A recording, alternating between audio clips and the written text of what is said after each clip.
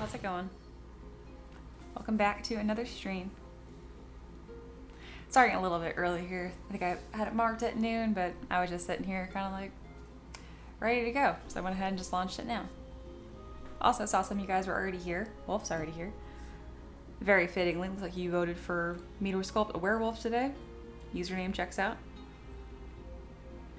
Speaking of, we got that poll going right now. We got 4 different options for me to work on today. Halfling Warlock, Tiefling Eldritch Knight, which is a subclass of fighter, Farmer Barbarian Wolf.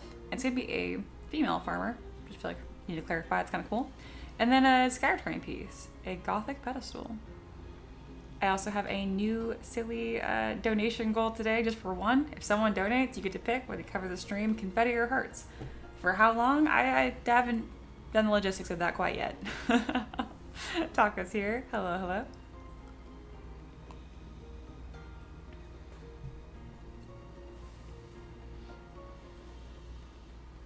Oh, and then I forgot to put a little Discord invite up too. I can kind of just hang out there during the stream.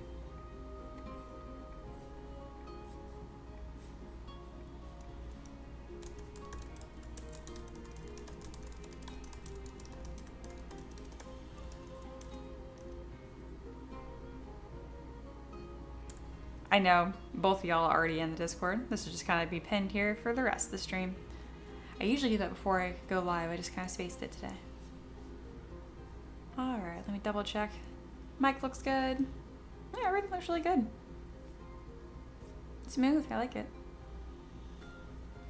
How is your day going, guys? So it's a Thursday, day before Valentine's Day. Got anything special planned for tomorrow?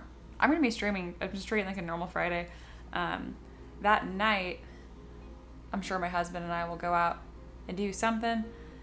We haven't really gone out to eat or do dinners as much as we used to because I got really good at cooking, so it's made eating out feel a little lackluster. So maybe we'll find some event. I don't know. We're just going to wing it. That's kind of the plans right now.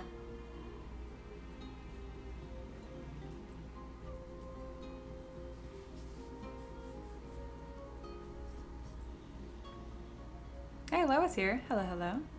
Wolf says doing well, waiting for apps to download to help users install. Very nice.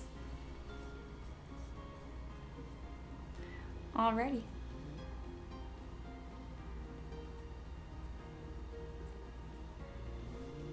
And then Wolf says, I don't know, my birthday is the 16th, and Valentine's Day has been weird for me.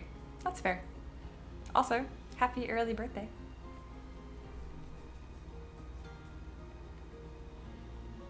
All right, I think we're all set up. We already got kind of a little crowd hanging out here. So I'm gonna, let's see, what, is the poll gonna change? I think the werewolf is gonna win. No, we actually do have some stuff changing here. All right, I'll give it a couple more minutes. Make sure you guys vote for what you want to see me sculpt first. Hello reminds everyone to hand in their tiefling ID cards for tavern. And then Taka says they're buying paint for painting birdhouses with the kids tomorrow. That sounds lovely. Oh, that's super nice. Yeah, this spring, I want to get all of our bird feeders and stuff set up. I keep debating whether or not I'm going to find time to actually like build some little feeders myself. My husband and I both like doing like small woodworking projects, but wanting to do something and actually doing it, 2 very different hobbies. Similar to buying craft supplies and making crafts. Different somehow. Not, yeah.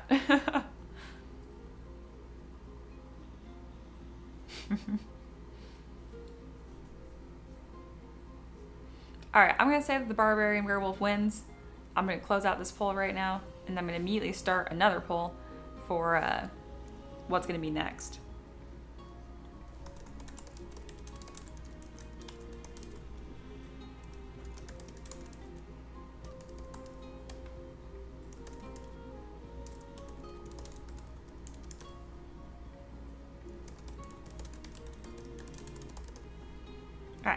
Next poll is up, and then for now, let's get started on that werewolf. Thank you guys for voting. All right.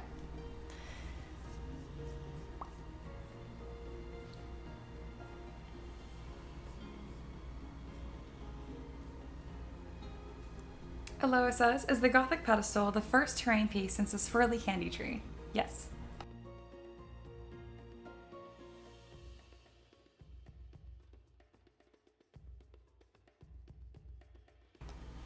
Alrighty, I recently did a chess set that was like all wolves, so I already have a couple wolf base meshes here.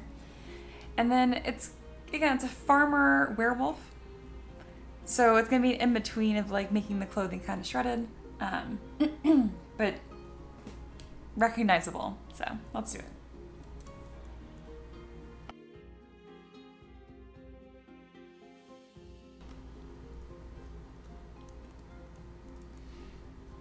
Alright, just looking at my reference here. I might need to make all of this from scratch because for obvious reasons, my clothes are not designed to fit werewolves. I'm gonna delete that.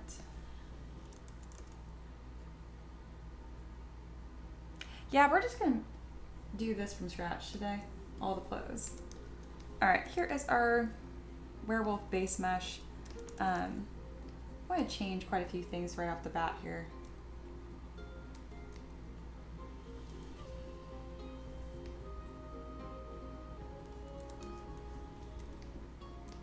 Right now I'm kind of adjusting the silhouette, making it a bit stronger.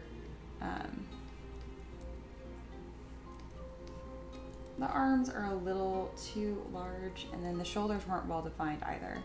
This is kind of a quick base mesh that I made that we could really quickly iterate a bunch of different pieces again for that chest set I was doing. And then the face just looks kind of silly, so we're gonna kind of adjust that. He looks so mad. There we go.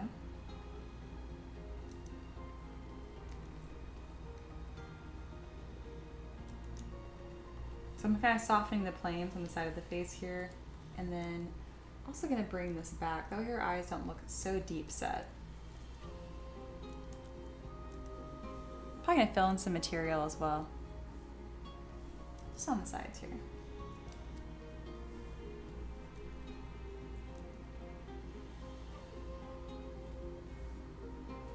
And then Loa says, did we all see the new trailer from Monster Hunter Wilds at the State of Play event last night? I'm surprised I didn't watch the State of Play. I usually do, and I didn't watch it. I'm actually going into Monster Hunter Wilds pretty blind. I found out from you guys that you'll be able to like dual main weapons. Really cool. I don't mind if you guys talk about it, to be clear. I just haven't been like seeking information out about it intentionally.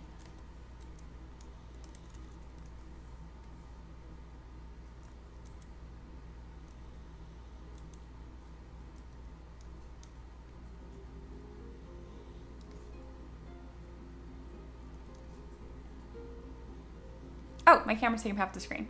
Boop, there we go. Thank you, Wolf. And Talk reminded me as well.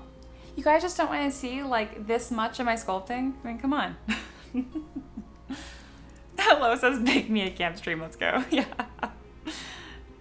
There, I double checked. I'm back where I'm supposed to be. Thank you guys.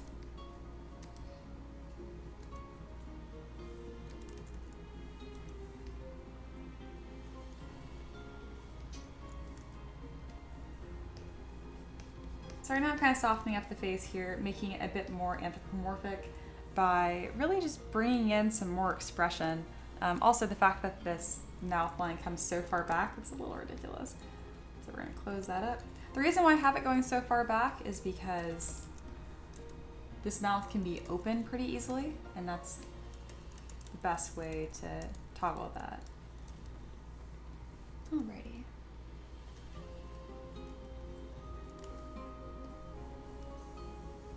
I'm also going to make the snout just a little bit thinner.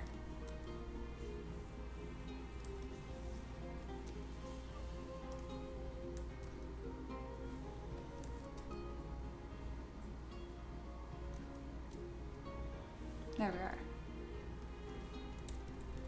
There we go. Just looking a little bit cuter, I guess, for lack of a better word. Still got some weird lines here and kind of sculpt in some forms here.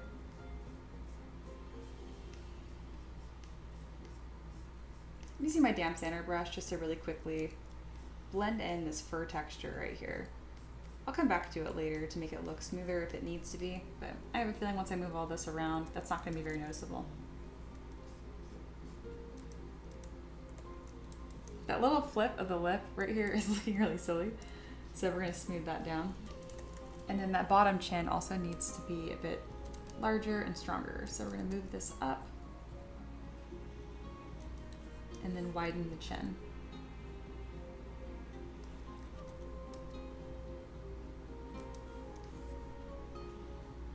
There we go. It's looking better. Much cuter. The fact that there's no texture on the chin does look a little silly. So I'm gonna load in a fur brush here that I purchased a while ago. Can't remember where this is from.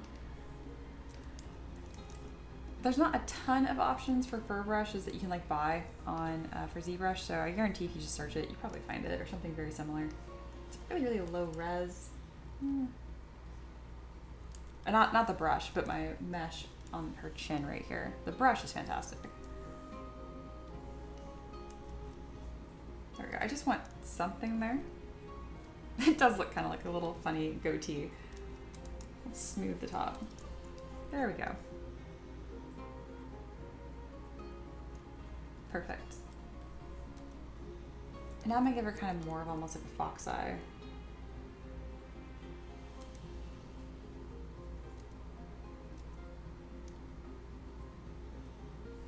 I don't want her just looking mad. Trying to make this a little more elegant. Oh, someone is new. Hi, welcome. I have no idea how to, usually I just do a version of their name, but I cannot read that script. So I don't know what hello. I'm gonna call you Rose. You put a rose there. Good morning, Taylor. Welcome back.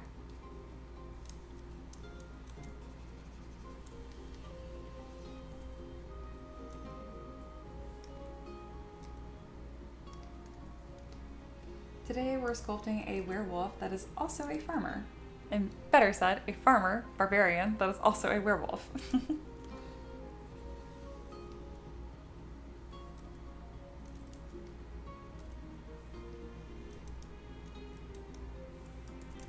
They say it's okay. If you can type it out in English, how to say it, I would love to try, or whatever you want to be called, because I have a pretty good memory. As of now, I'm gonna call you Rose.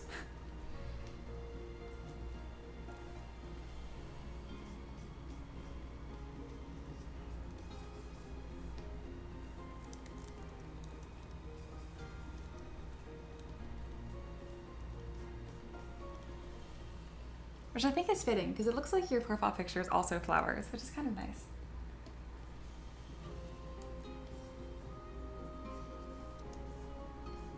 All right, so we've kind of adjusted this form here where it's looking a bit sweeter, a bit more feminine. So now let's go ahead, and then this neckline here is kind of odd too. So I'm gonna bring this in more, pull out the chest, round the ears. Beautiful. All right, I'm really happy with that. I'm gonna do a quick rewind to kind of review the changes that have happened here. Let's see how much ZBrush has remembered. Not quite enough. I don't have a lot of undo history saving at the same time.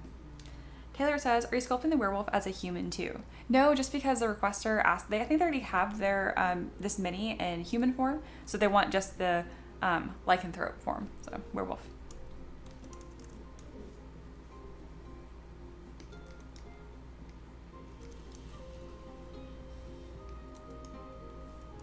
All right, so we're gonna put the body in a low resolution format, and now we're gonna start adding clothes. Again, they're gonna be kind of shredded. This is gonna be a fun one. All right, so I have a reference of what this character looks like, and it's gonna be long sleeve shirt underneath. So let's create that first. The way that I create clothes is really similar throughout, which is gonna be you mask and extract, Aloha says, do we have any ideas for potential poses? Any early ideas? No, actually. I probably should though, because I'm not going to pose this with Character Creator 4. This is definitely going to be a pose manually one. I'll probably do two. I'll do one that's like proper menacing werewolf look, and then I'll also do one that is farmer casual. I'm gonna go into the Z modeler brush here, and then we're gonna highlight a couple of these polys here so I can delete these little like slits on the side, because it's like a tunic that they're wearing. So I'll come up on the sides, and we'll fix any of like this gaps and like all the poking later. That's not really important right now. It's just getting the forms blocked out, so they're good enough. They're recognizable. They also kind of have like these poofy farmer pants,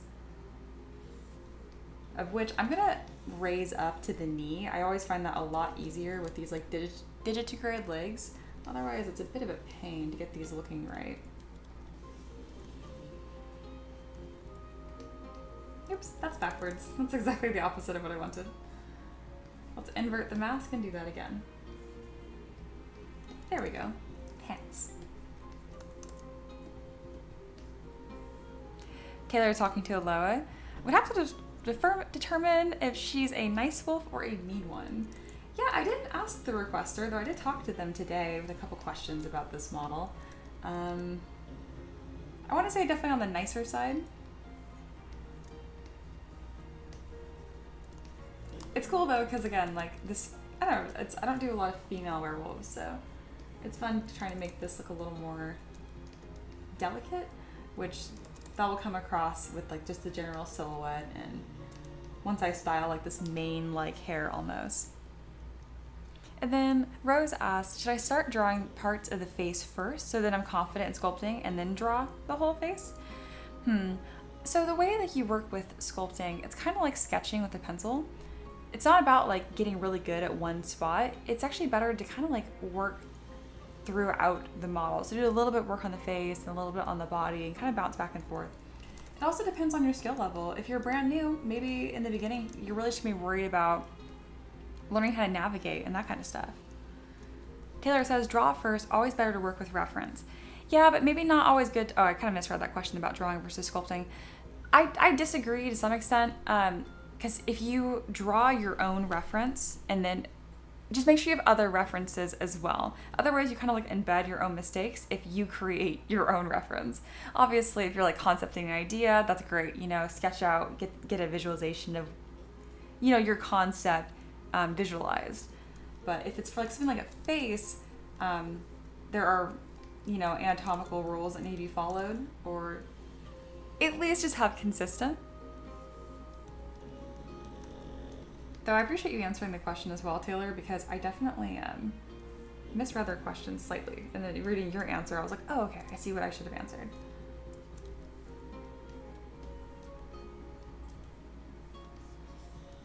So these pants kind of have a puff to them. So I'm just masking the bottom here and then inflating on top to find that silhouette. Remember, we're always working with large forms first, and then we refine as we go.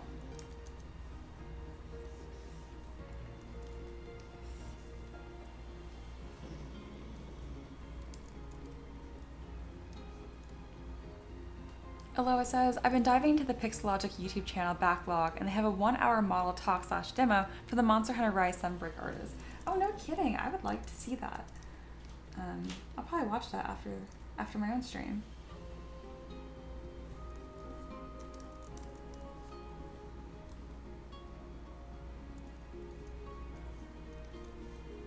All right. Kind of like a similar pattern. They do have like a cuff right here on the end of their sleeves. Let's go ahead and get that blocked out too.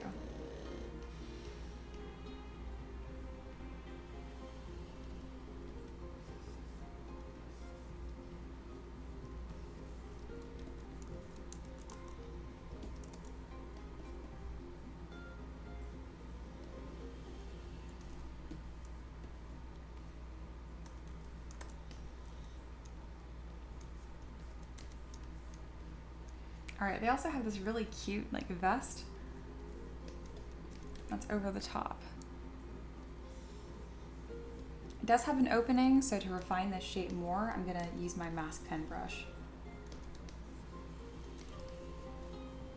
There we are. It's a bit shorter than this, so let's shorten that up. That's about right. Maybe more at the waistline. Very good. It looks so odd when it's first extracted, especially because the body underneath has fur texture on it, so it looks a bit lumpy.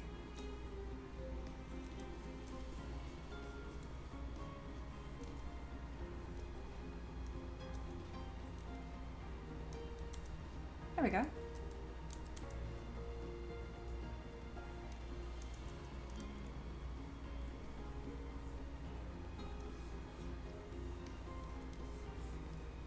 As I work, I switch back and forth between the mask brush and the lasso, which is whether I can draw like with a pen or just loop things quickly.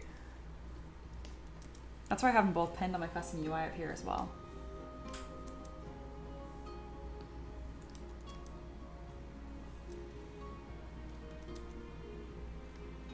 All right, there's also some large stitches. A really easy way to do that is to grab the curve tube brush, and I like to do this out of symmetry initially. I find it easier to create the stitches on one side, and then I can just mirror the other ones.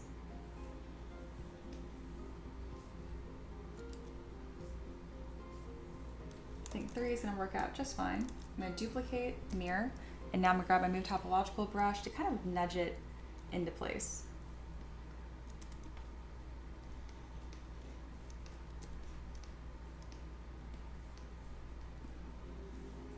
Not worried about it being too perfect because I haven't even detailed the vest yet.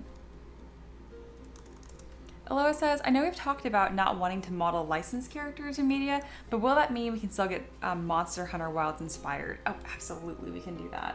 Absolutely. I've done that in the past, and a lot of Monster Hunter monsters are based on mythology, either directly or loosely, like the Kirin, for example, or Kiran, whatever.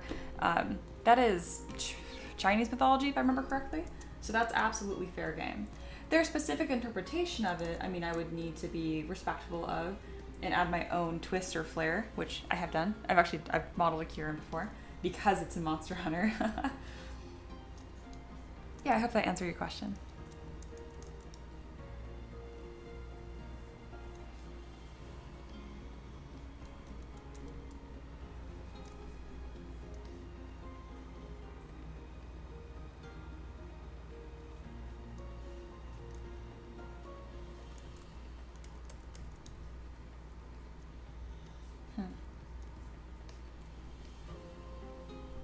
I made a small mistake here where I moved the face back, the undo history, to kind of show before and after. I forgot to put it back. So what I'm gonna do is I'm gonna copy my subtool and then grab my most recent here and do some moving around if it kept it. This is why I keep these quick saves. It's not a big deal if I have to redo it, but I didn't mean to do that. Yeah, that face is so much cuter. So, perfect. I still have it, so I can paste the tool here. And then I can take this head that I worked on. That chin's maybe a little more pronounced than I'm wanting, but I don't want to have to redo that work. All right, so we're looking at 2 different options here. Almost done grabbing them.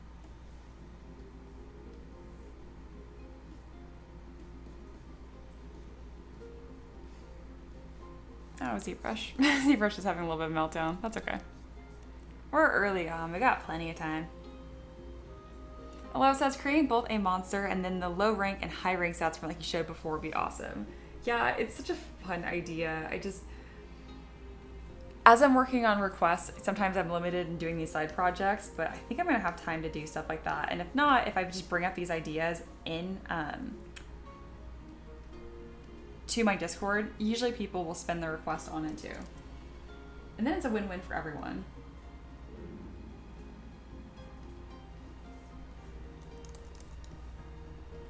I really wish ZBrush didn't crash. What you gonna do? More quick saves. So I lost a little bit of progress here, but not a big deal.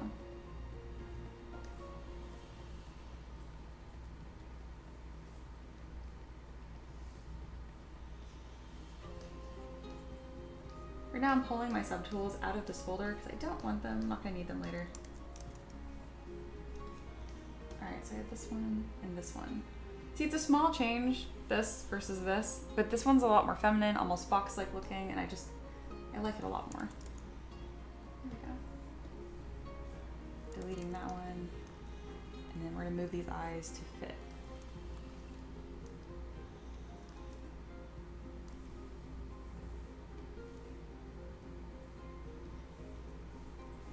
And then to prevent that problem from happening again, all I have to do is just save. Crazy. All right, farmer werewolf. Taylor asked, do you primarily accept commissions on Patreon or do you use other websites? Out of curiosity, if you don't, why don't you use other websites? I don't use other websites because I don't like the audience and crowd that's on Fiverr. It's such like low price market. And also be clear, I don't take commissions on Patreon. Commissions are contracted where like you have to work out like IP, copyright, who's going to own the resulting work. It's like exclusivity stuff. They provide references. I draft a design. There's revisions, edits. It's a back and forth process. That is not what I do because it's tedious and I find it just sucks the creativity out of me. What I do on Patreon is such a win-win because people request. It's like walking up to a musician and being like, oh, do you know, I don't know, some Taylor Swift songs, or do you know Metallica? And then they play like some mashup of the two, and it's totally their own artistic discretion. People might be specific in their request, but there's no back and forth. There's no revisions, and at the end, whatever resulting artwork is created, I own the copyright to because I created it. They might have, again, they put in their request, like, oh, I'd like to hear this, or see this. But it's a very, very important distinction. Also, using other sites like Fiverr, they're going to get a cut of your work. I've been doing this for about 6 years, and I have an audience that will follow me, and I feel no need to have to share my profits with some company like Fiverr, for example. So I just keep it all within house in my own community. And the big thing, I really discourage artists from using Fiverr or anyone. I mean, if you have an art business working there, that's great. But in general, the people that commission stuff on Fiverr want really, really low prices for lots of work. And it's a lose-lose for everyone. Good morning, Corey. Welcome back. Aloha says, it's a really nice niche you've carved out for yourself as an artist. It's great to see. Absolutely. And a lot of that is setting very, very firm boundaries and being like, I will do this, I won't do this. It's about finding what works best for you too. And this back and forth with Patreon is fantastic. And at no point am I like obligated to make anyone's request if I don't want to. I definitely have said no to requests that I thought were just not relevant to my style. I think someone asked me to like sculpt a statue of Snoop Dogg, and I'm like, sir, this is a Wendy's. Like, you're lost. Like, that is not what I do at all.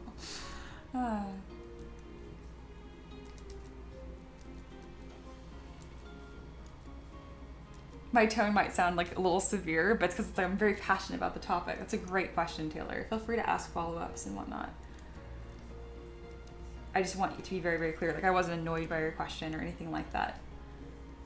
I just have strong opinions on it.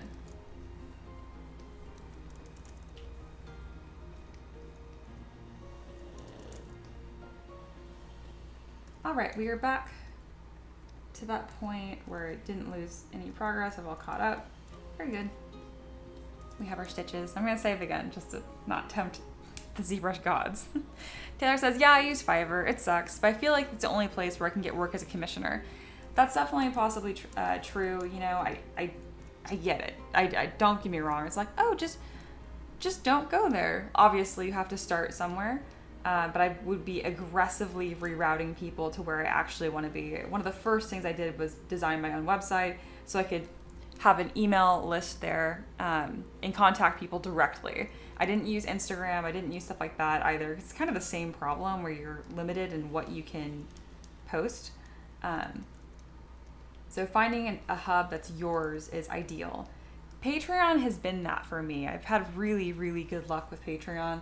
I'm also grandfathered in at their original price point, so I only lose 5% of my income to that instead of what it is now. I think it's like 10, which is really cool of them. I used to use Squarespace for my website. I mean, I currently still do. They raised their prices a ton. I complained and they were like, oh yeah, we can grandfather you in. And they said like that was the deal, you know, I had it in writing. And then they were like, you know what? No, we're putting a bunch of AI tools and we're raising the prices on everyone now. And I'm like, you just said I was grandfathered in. So Squarespace now wants me to pay almost double what I used to be paying for tools I literally don't use.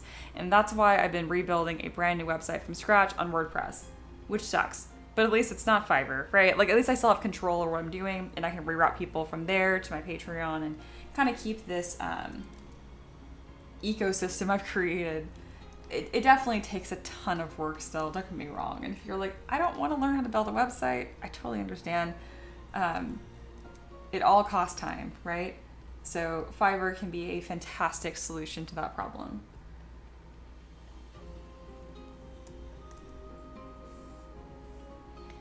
Although, so that's more valid, and then asking Taylor, do what's best for you. Also keep in mind how you might eventually transition to a system that works best for you.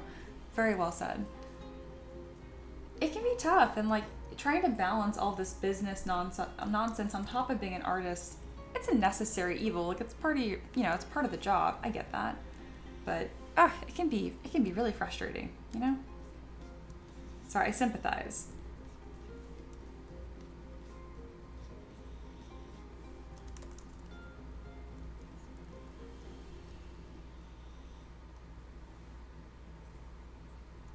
So right now I'm kind of creating like this mane like hairstyle. It's gonna make it look clearly humanoid, but I need to kind of walk that line of it not just being like a wig on a wolf, you know what I mean? Which is what these bangs are doing, so we're gonna remove them. Instead, I'm gonna try a different approach here.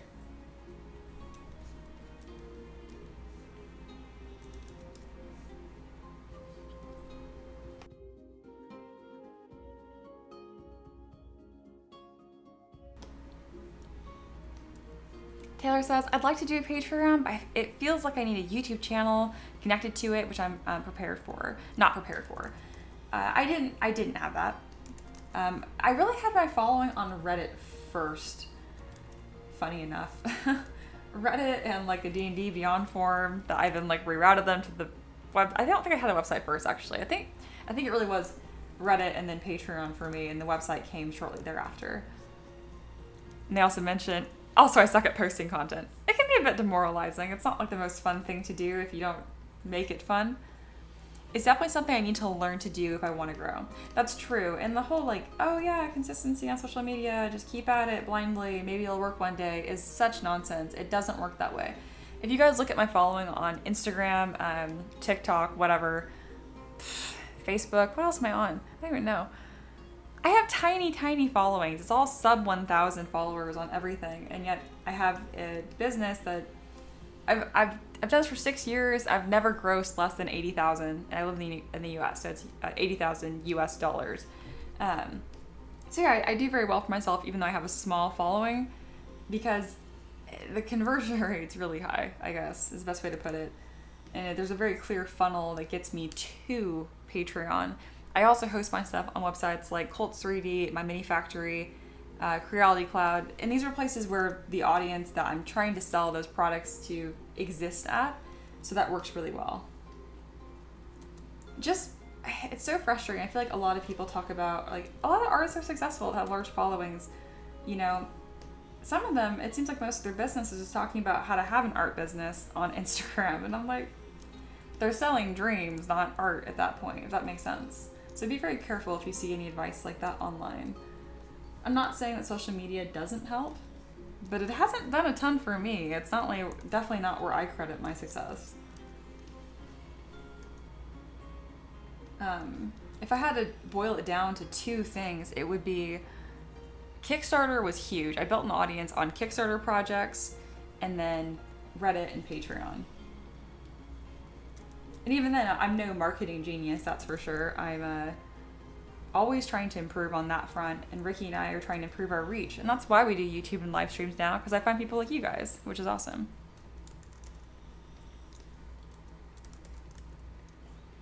Below it says, a bunch of artists from the game industry, like lead character artists of God of War, have tiny social media followings and create small tutorials for fun. Yes, very true. And that also works for them because they have like an industry job, so they especially don't need to worry about like online reach, because if they want a new job, they just, you know, submit a new CSV and apply for a job, kind of like a more traditional normal career.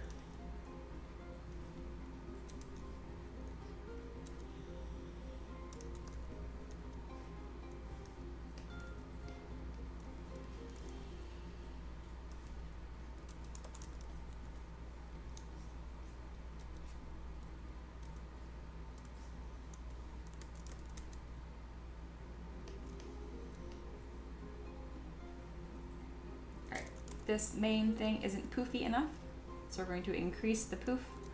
To do that, I'm going to simply make it larger, inflate it, Dynamesh to get some texture on here, treat it as one blob instead. I was trying for something here and I'm like, it just looks like weird tentacles. And then we're gonna fluff it up the same way I would do with fur. Because that's really what the texture I'm trying to go for here. I'm gonna just remesh this entirely. You know, this is kind of what I'm talking about when I design. Like, I'm not really too attached to any one shape here.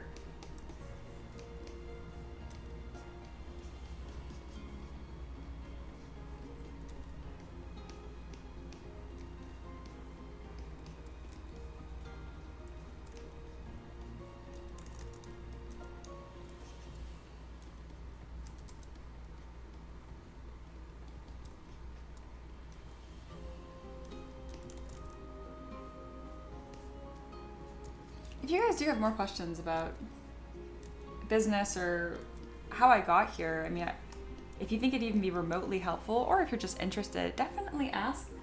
I don't talk about it unprompted just because something about it feels, I don't know, I'm not always sure if it's helpful, and I'm really proud of the success that my husband and I have with our business, and it almost feels not humble to talk about sometimes. But I'm not gatekeepery at all. I'm absolutely an open book. I'm happy to say exactly like what platforms I was on, what strategies I had or didn't have, all that kind of stuff.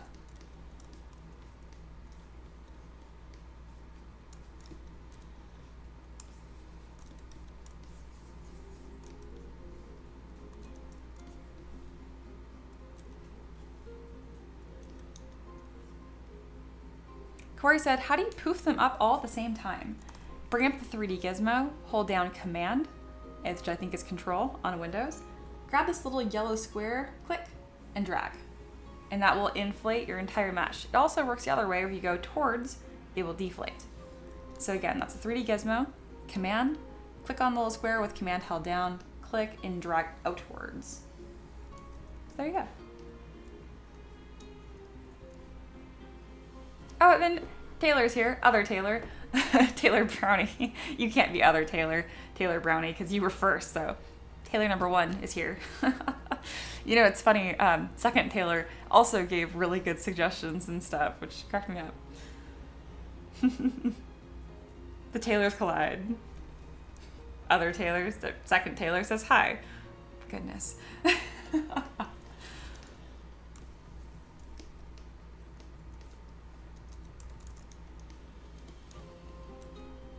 We're creating a farmer werewolf right now. Just to let you know.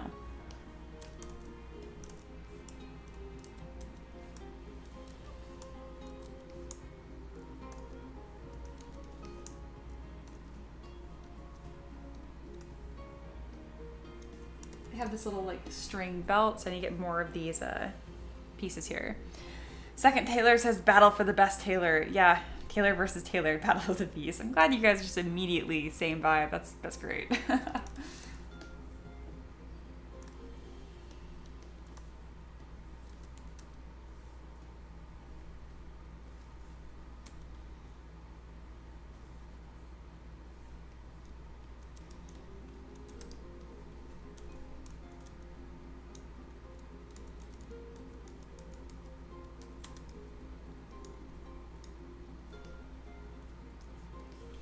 of the main components here. So now I'm really just kind of finessing general silhouette.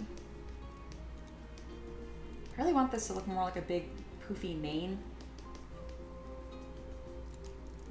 because it kind of reflects this character's hairstyle when they're human, and I think I can kind of keep the two merged. Poof. Poof. Yeah, it's kind of fun. Almost like lion-esque. Same with the tail. It's going to be on the larger side. Poof.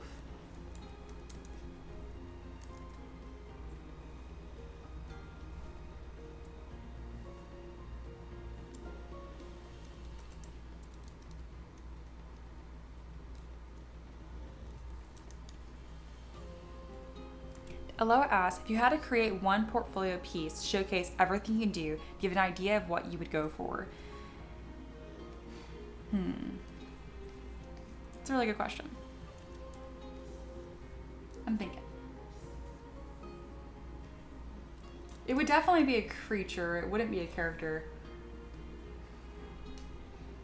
I'd probably do like a twist on a like well-known mythical creature. So like a griffin that's been merged with more dragon-like features, for example, something like that. So showcases a bunch of different textures. I can still showcase some understandings of anatomy. You can still show like solid anatomy understanding with mythical creatures because they're usually rooted in real animals. Like griffins, for example, they're half lion, half eagle. So there you go. There's stuff that you can follow there and demonstrate understanding. So yeah, very good question.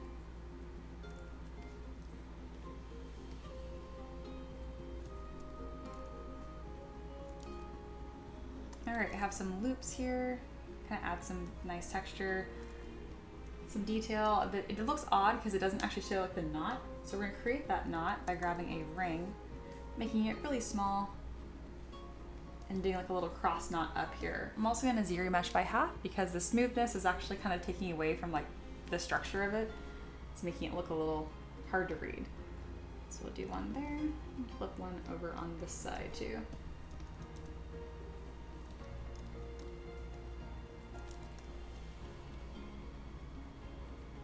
Definitely not how a knot works. It's not how a knot works. Couldn't resist.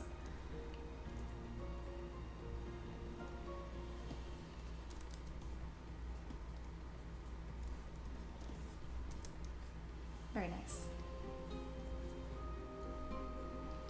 Taylor says this battle will have to continue another day. I have to go. Well, bye. Thanks for stopping by. Corey asks, when are you going to crochet streams? Also, did you do any more since break? Or are you focused on sculpting work? Thanks for asking. I am still doing it. We're going to do a brief break here because this is very important. Whoop, there I am. I showed this on the stream the other day. I don't think you were here though. But yeah, I crocheted a deer. This is Derp the deer. I think the actual name was like Willow the fawn or something, but yeah, Willow white spots. Turned out really cute. And then my husband asked for a phoenix, so it's actually based on Fox from Harry Potter, but it looks like an absolute like blob. It's very chibi, very cute. Obviously, this is not that. Do I have any more in hand reach? No, but this is the most recent one. I now have like over a dozen of these, and I need to figure out where I can either give them away or sell them for really cheap. I haven't decided yet, but I don't just want a pile of them.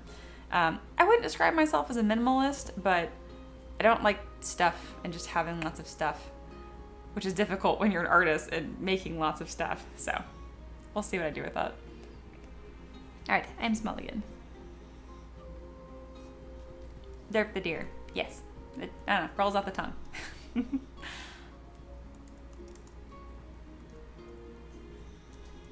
The Taylors were threatening each other. Very good.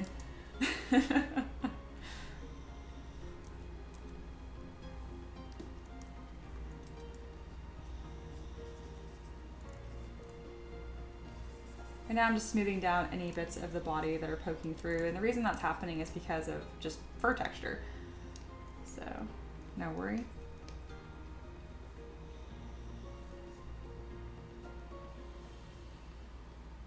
The head is too small. I'm gonna fix that. Taka says, do you guys know about the fight of the Joshes? We needed this for Taylor too. Oh, that is scratching like a really old memory that is in there somewhere. That was some meme online. Anyway, Corey says, also it's really cute. You could pile them up in the background on that shelf or have your new ones rotate in and out. Yeah, Ricky actually mentioned that before stream. He's like, should I line your shelf with woobles? And I was like, no. Now I'm thinking, yes. All right. Hello says, I feel like me and Taka are safe from fighting off any clones. Yeah, you guys, your usernames are pretty niche.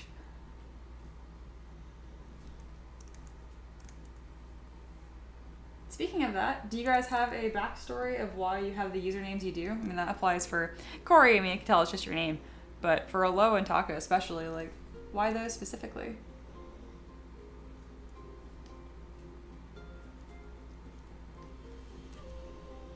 When I was a kid, so back in like Neopets days, my username for everything was Firecat. Fun fact. And of course, cat was spelled wrong. It was K-A-T. Not because I'm illiterate, but because it was cool. Because it was, I don't know, 2005-ish. Aloha is my name. Really? Oh my god, you have such a beautiful name. I just immediately was like, that's too whimsical. I love it. Corey says, I couldn't get just my name, otherwise I'd be just Corey. This is what I wanted. All right, Corey D. Gaming. That totally works.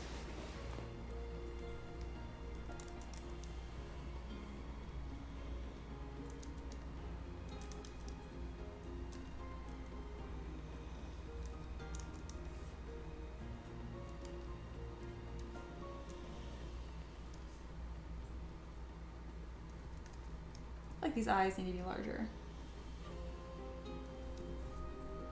Yes. Aloha talking about their name. Origins is a French poem about fallen angels. I think so. Very dramatic, but I'm just chill with little cat emoji. Oh, that's fun. I don't think my parents had a special reason for naming me Mia. They just liked it. I know if I was a boy, they would have named me Ivan, which is awful. Terrible, some might say. Hey, Sarah's here. Welcome back. Sarah says, oh man, Neopets. I wasn't allowed to have an account, but I snuck into my friends to play the games. That cracks me up. Corey says, the gaming made sense at the time. I had videos up of me gaming / talking about games. That was a while ago now. That's true. You can start it up anytime. If you want to do so. I think you mentioned maybe streaming again at some point in the future.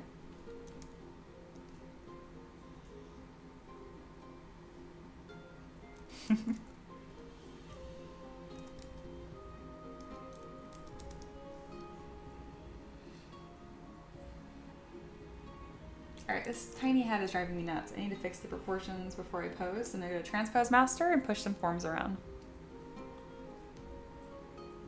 Definitely not going to give them shoes for obvious reasons. Would not fit.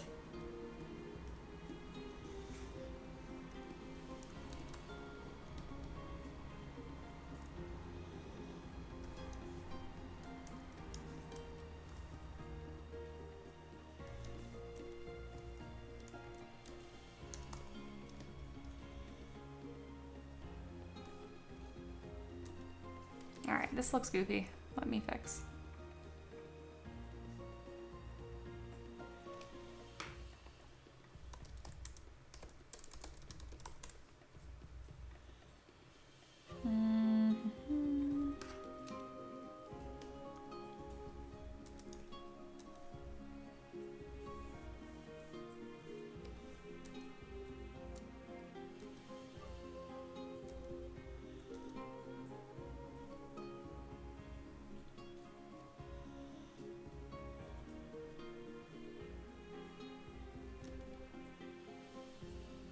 Everything's roughly in the right spot. It just looks weird.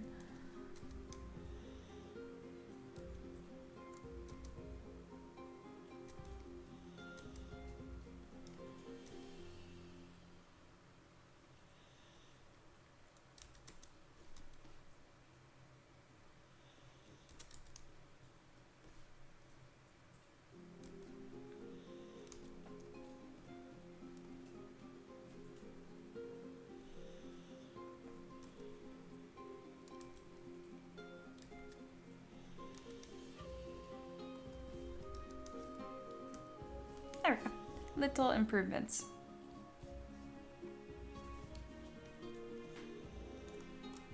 Taka says, I'm a nerd and my favorite character from Tokyo Ghoul was, oh, Taka. Mixed some letters and added on an A. No, duh, that makes sense. I like it. Loa says, have you ever thought about streaming games to me? Or are you like me and super quiet and talking everything and too much whilst playing?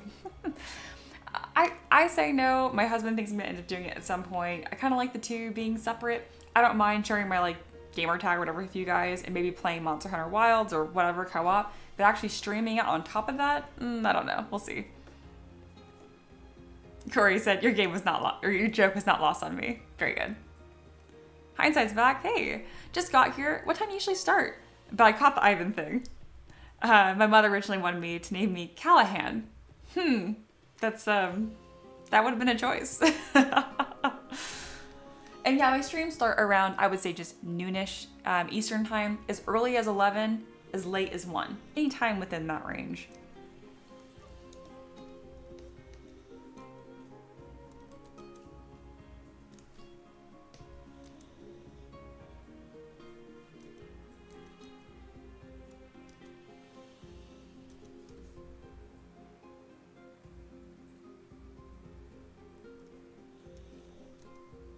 Slowly improving.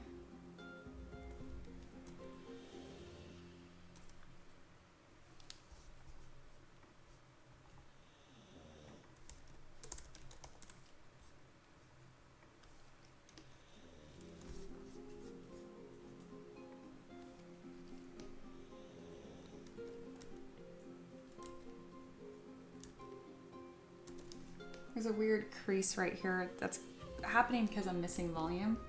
So I'm gonna add in some of my clay brush. Oop, that's weird. Maybe that's why I didn't add it. Perspective turned on.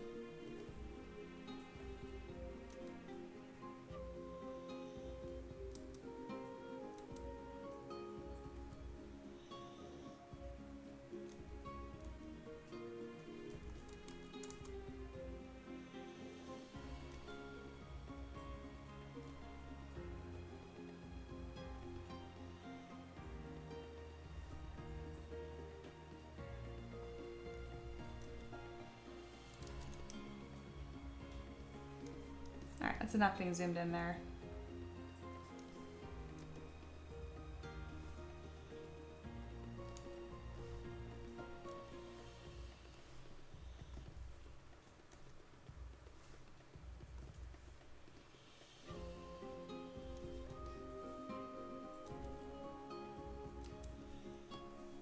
Perfect.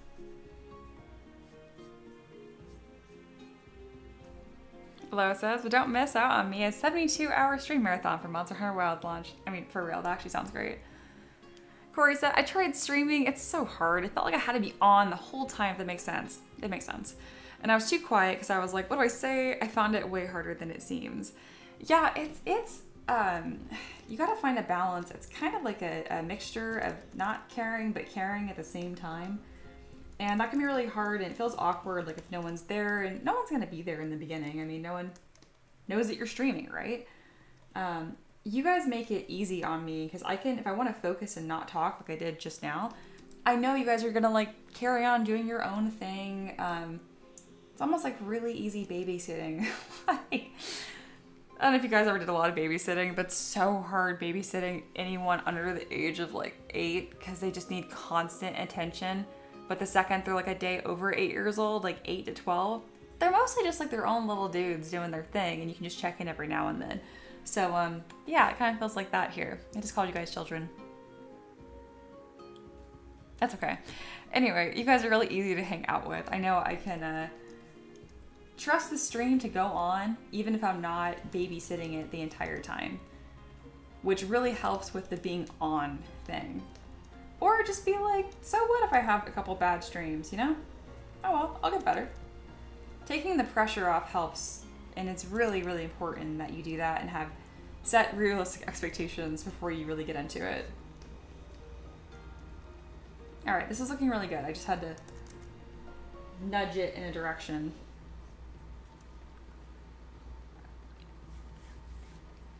Hindsight, so that would be insane behavior. Probably talking about the 72-hour stream. That would be insane. Corey says, I give props to streamers who can be engaging and or entertaining. I try to have a good ratio of the two. Taka says, I was playing a game, just finished, and wanted to add, yes, Aloha is such a pretty name. Hindsight continues, I'd never be a game streamer. I want to play what I want to play and not play the it game is. Oh, that makes sense. I mean, I don't think you have to. Some streamers make, find a good following just playing the game that they're passionate about specifically. So you don't have to be like following trends or whatever. Although it says, Mia's lucky she doesn't have to deal with random viewers just shitting themselves like babysitting. That's true. That's true. Occasionally, I have some lunatic that'll come into the chat and I'm just kind of like, boop, on to the next one. It happens very, very rarely. I usually catch it before anyone even sees it. So yes.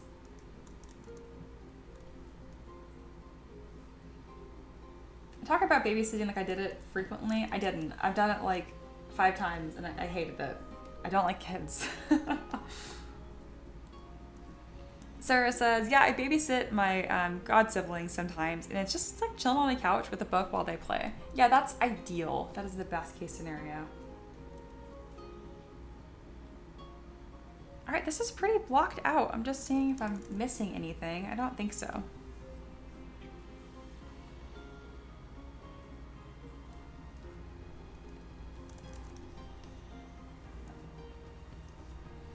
I do want some like locks to the hair, kind of like this fun, fluffy style here. So I might throw in a few of these. I modified the curve brush to create that shape quickly. I don't know if you guys saw it, but it's under the stroke menu. You can flip the axis here, so it's a negative slope, enable size, and they'll have a downward, the graph is explaining the curve that will form. So since it is negative, it is going to be a negative slope on your curve, which makes it taper. Hope that made sense. I was gonna try to like, not dumb it down, but make it simpler. And by trying to make it sound simple, I'm like, now it's more confusing. So let me just say exactly what it means.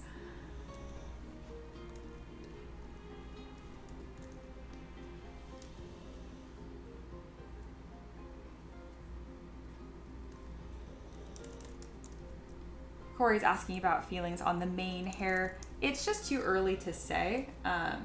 It's gonna be cool. Trust the process. It's too early to have strong feelings on it. Having nothing there is gonna look more weird, I promise. Especially because this is a werewolf farmer. I would like for there to be some more humanoid elements. These locks are really gonna help tie it together. The amount of poof on the back, that's way too much.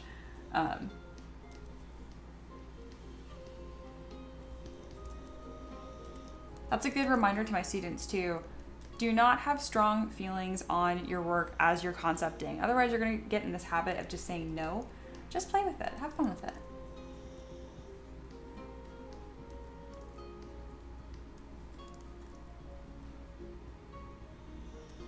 I'm liking these shapes that I'm pulling off here. And I want them to kind of flow effortlessly into the fur. Because like this natural like chest poof that wolves have, it's going to really just kind of look identical to that. That's a better sloping shape there.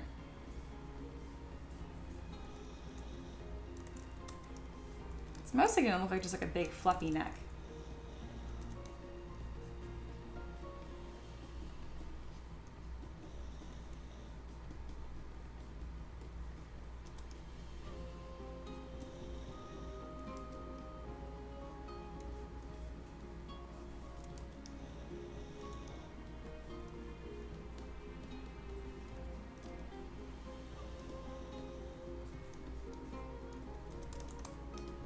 See if I can kind of blend these shapes here.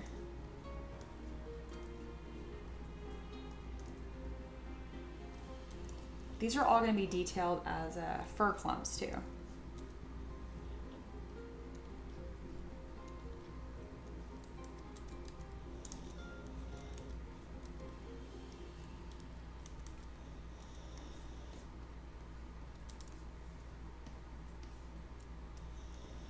Making sure to shorten them up. So it's a lot of 3D gizmo adjustments too. It's actually very similar to how I just block out normal fur as well. I'm laughing because I'm like, the overlap between sculpting hair and sculpting fur, I wish I knew that when I was first starting out.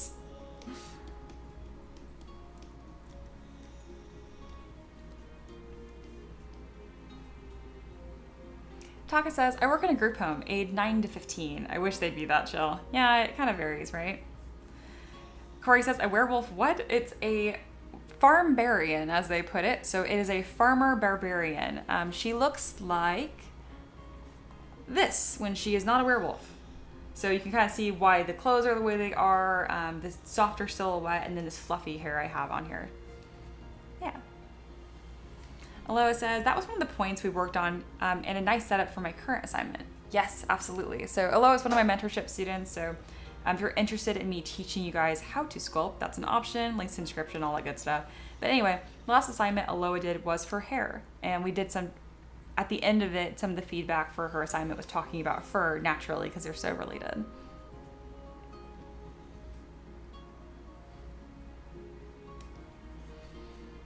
All right. I also love that saying, what Hindsight said, no yucks to other yums. That's really funny. All right.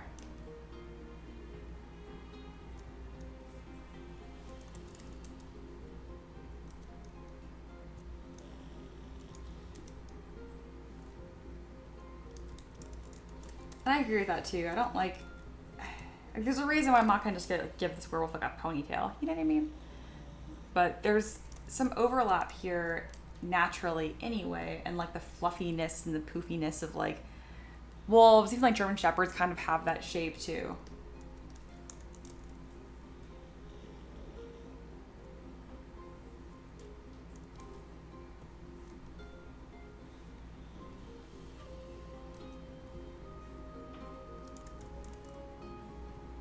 Oh, that's right. I forgot what that was for.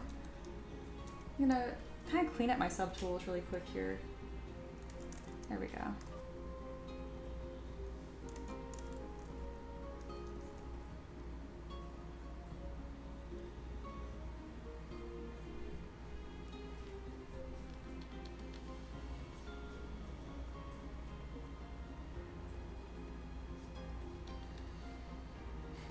Aloha says, hey Mia, I think a cat with a net emoji down the line to use for scooping. I can keep note of that.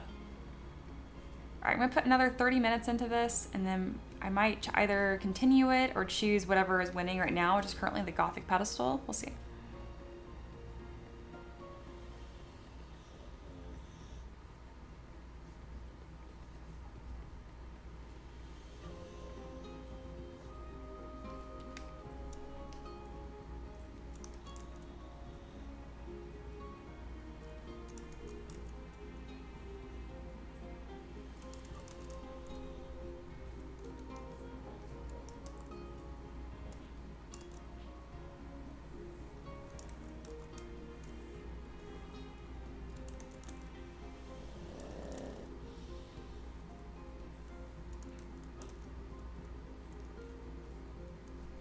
And then Corey's asking, I just noticed a bit before you skewed your reference over, what happened to your reference to the stream screen?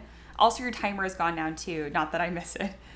Yeah, I just thought it looked cluttered. And as you put, even like, not that I miss it, I'm like, I just don't think it needs to be there. And exactly for the reason that you mentioned. I have two screens here, so I don't mind having kind of like my behind the scenes stuff, truly behind the scenes instead. Sometimes it's nice to have the references shared, but for the most part, I've decided not to, especially when I have, people kind of just like tuning in when they're not sure what's going on and they can't help be like, oh, this reference has this, but yours doesn't. And that drives me crazy because I'm like, you don't know if I'm referencing just the hat on that image or something like that. But again, it's not a big deal. You know, people are just trying to like know what's going on or relate to it. So instead, I just make it a non-issue by not having it there in the first place. Also, then I have to kind of run to the issue of, not like necessarily copyright, but I grab references from all kinds of resources, and it's kind of a chore to make sure they're all properly referenced all the time.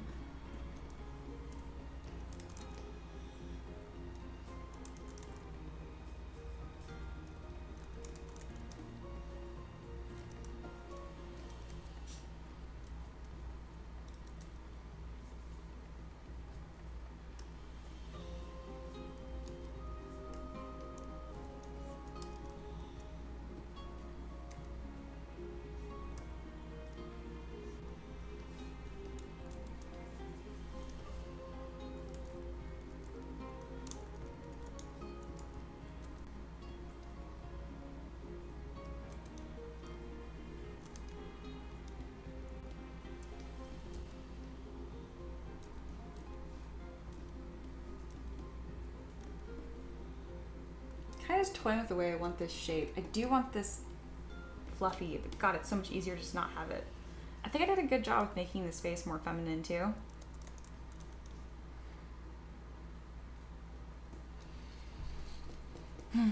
Part of me wish you guys hadn't commented on it because I was already thinking about the same thing, and now I'm like, I can't unsee it. You know, I think I had the best answer to that problem. I don't know. Corey said, yeah, I did enjoy the references. Oh, people are thinking you're recreating the reference one for one. Yeah, people don't know what references mean, which is like a reoccurring issue. I'm just like, oh my God. Which is totally fine. You know, it's like, being an artist is my profession. I wouldn't expect people to come and just know immediately what all my tools were for. You know, it's like going to like an electrician's toolbox and then like expecting people to know what a multimeter is. You know, like I get it. Or in the way that it'll be used, better said.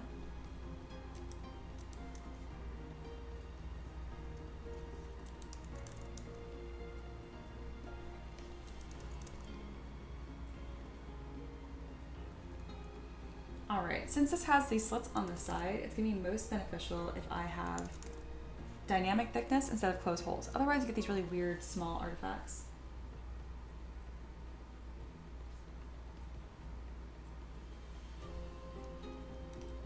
So I'm gonna extrude this as much as possible without getting any weird clipping like you kind of have on the sleeve right here. So that's kind of our happy medium. And then from here, I can go ahead and add trim, crease, all that kind of stuff. So we'll do crease and then the Z modeler brush.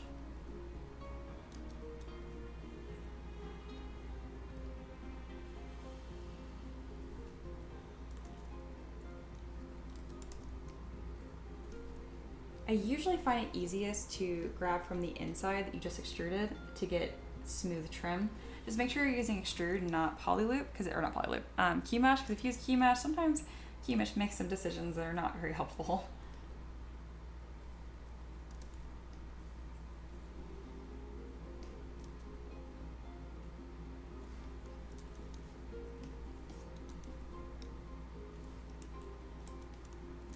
There we go, and then I can go through this with standard and add some nice puff fabric folds, which I don't get to do very often, so it's kind of fun. I like to do like these big U shapes in that case. And then at the end, making sure to come through with my standard brush and kind of carving that shape back out. So yeah. Cheese here. Who is this character? It is a farmer barbarian that also is a werewolf. Hence the clothes and the tunic and that kind of stuff. They're not shredded and stuff yet. I am gonna add some wear and tear as I work on it.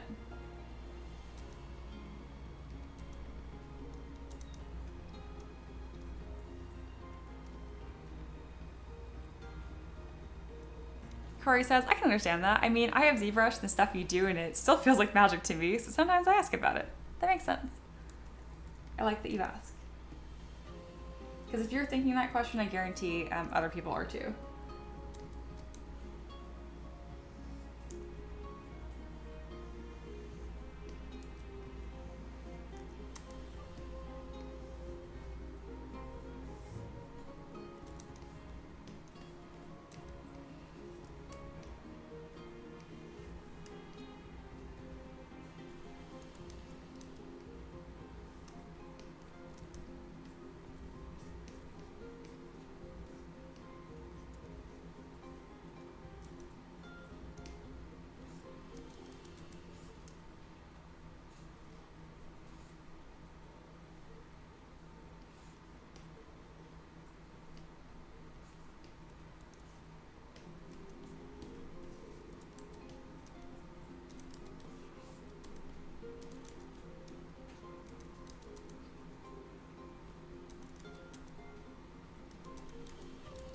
You need to make sure I don't make this too puffy, but the want is there to just make this really puffy.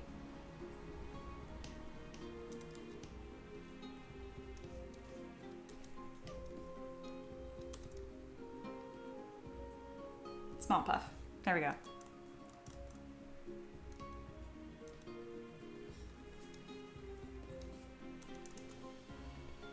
For this one, I can just do close holes. since it doesn't have any like offshoots that don't also have polys behind them.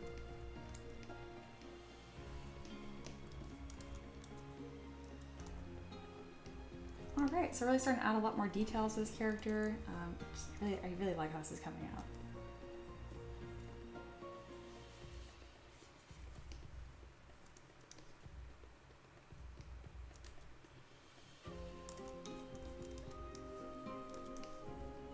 This is an opportunity to use a crease brush too, especially right in this fold right here. Otherwise, as I subdivide, it gets really smooth and we don't want that.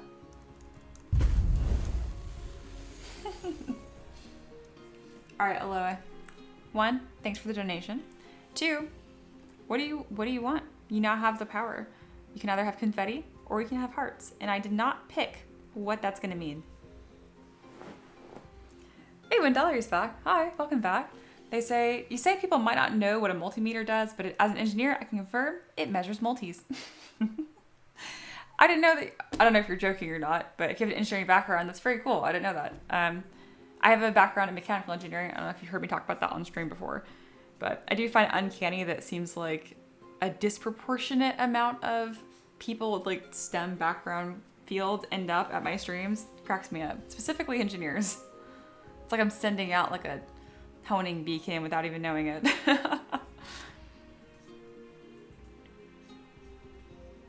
All right, Aloha says, I think this farmer needs hearts. Absolutely. Also, it's a lady. Not that it super matters. I don't have a set amount of time for how long these hearts are going to happen. It was more of like a cute joke donation thing, but it's happened. So now we have hearts. We're doing hearts. Probably for the next 10 minutes or so at least. And then yeah, Sarah, structural engineer. Very cool. Very cool. Again, I don't know how I attract this many of you guys, but it's consistent. Between here and my Discord, it's definitely not the majority, but it's enough that it's surprising. My expectation would be less.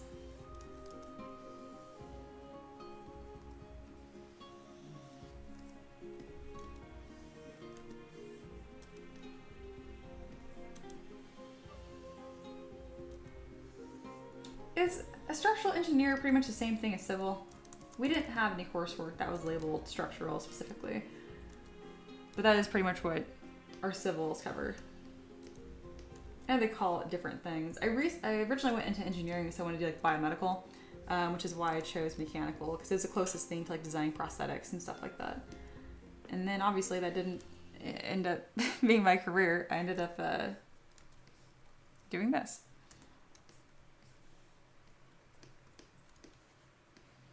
Wendelier says, I'm an electrical engineer. Yeah, good for you. Let's say maybe can collect. I agree. Yeah, I think we have one of each. We don't have any geomatics, but we all made fun of them anyway. Because it was the easiest one in my school. But good for electrical. Electrical to me was always the hardest in my opinion, but it was also the coursework that I sucked with the most. Corey says, apologies, Mia. I feel like I'm missing so much now. You said you made the wolf face more feminine. What did it look like previously? Okay, must grab thing for the reference. I don't know why you guys can't tell that this is obviously a female wolf. They look so different. Sarcasm, sarcasm. Maybe this is why Disney does what it does. Alright, I'm gonna show you guys.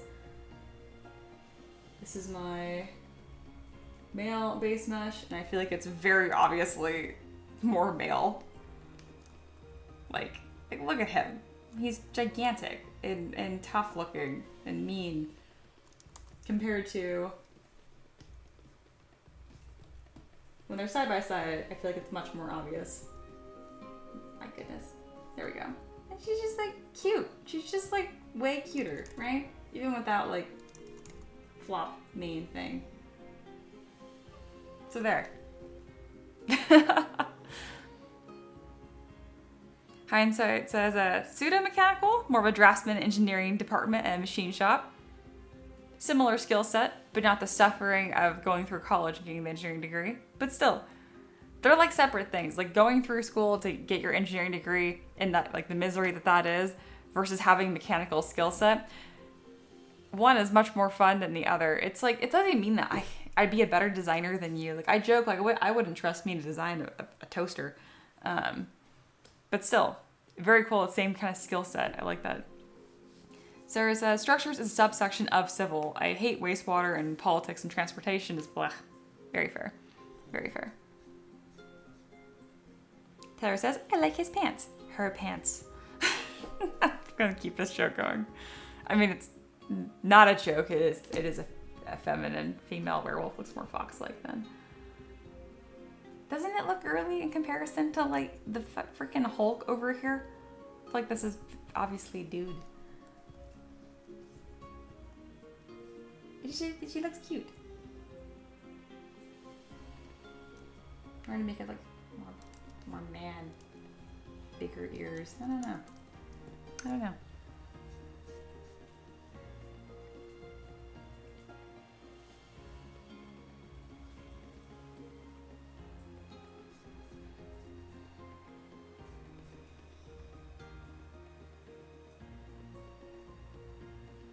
All right, we're actually almost at the hour-and-a-half mark, which is great. Probably gonna take my break here soon, and then we come back, probably work on something new. Sarah says, it looks far more feminine, but could also be a male fox. This is true. I can't argue with that. Aloha says, look at this fine gentleman's weight loss journey, guys. You guys are killing me. This is why I will never complain and why Disney does what it does. And Hindsight says, yeah, 100% no interest in schooling for it. It's miserable. I never considered myself a math kid. I'm also terrible at math. Just worked my way off the CNC machines and wound up here and figured I could figure things out, hence the masters. Very cool. Very cool. Just look at this gentleman's weight loss journey. Like I even have like a suggestion of like boobage with this vest, right? It's a mammal. I can do that. It's not breaking the rules. And this cut here is feminine.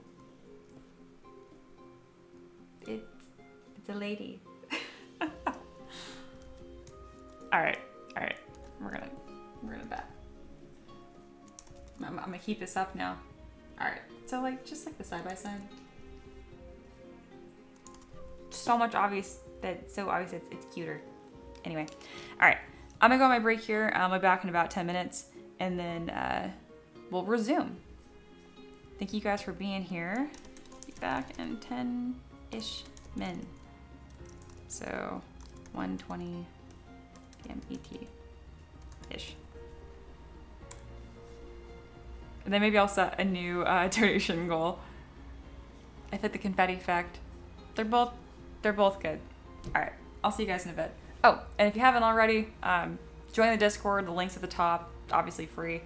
Patreon, not free, but there is a join the community for free option on there, so you should look at it too. Most of you guys already have, you're totally familiar.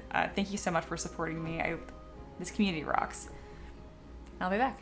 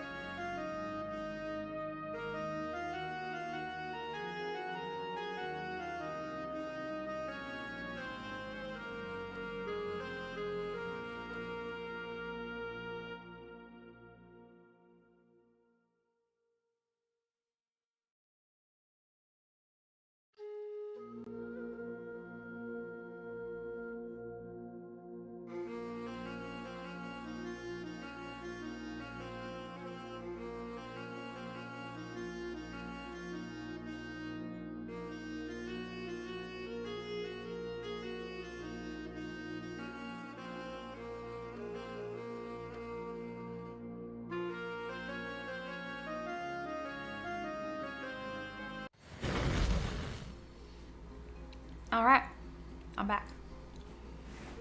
I made sure to complain to my husband, and you guys were bullying me about my very clearly lady werewolf that is not a male fox or a weight loss journey.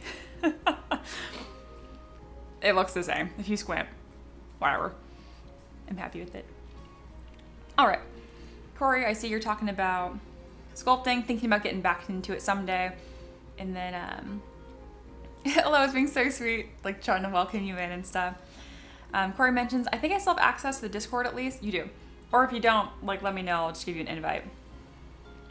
And you are real in some in. Yeah, you're like our mascot. I love it. Yeah, there are 2 Discords, 2 Patreons. You could be on either. I have no problem with that. Especially for you, Corey, because I know you. If you want to work out some deal, let me know. I'd love to teach you again. But whatever works with your schedule, you know? I'm totally open.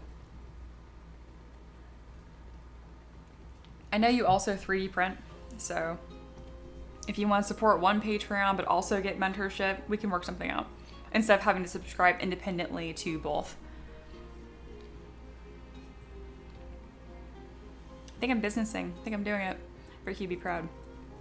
All right. More than anything, I just like offering a good deal, you know? Especially if you're not sure if you have time for it right now. Maybe a trial of some sort. I don't know. Just let me know. All right, we're gonna set another hour here and get rolling. I need to get this detailed. I can't with the hair. I did it on a character before and it worked really well. It was like a chess piece. Again, it worked really cool, but I can do like the puffy mane thing that looks like hair on big burly male characters. It works, but in this case, it looks like a wig on a wolf, and I can't reconcile the two. It's a style that works better in 2D, I think, as well.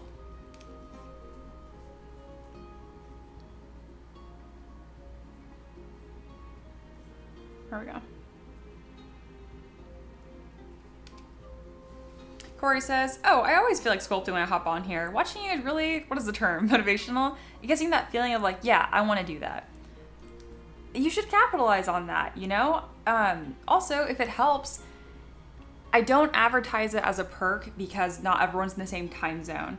But if you're one of my students and you happen to be on my live streams too, you can ask for questions on the fly. So that's part of the mentorship program. So let's say you're sculpting something and you're unsure how to do something, I would just give you a live demo on the spot. So that maybe that would help. Inspiring, maybe. Yeah, well, I'm happy to hear that.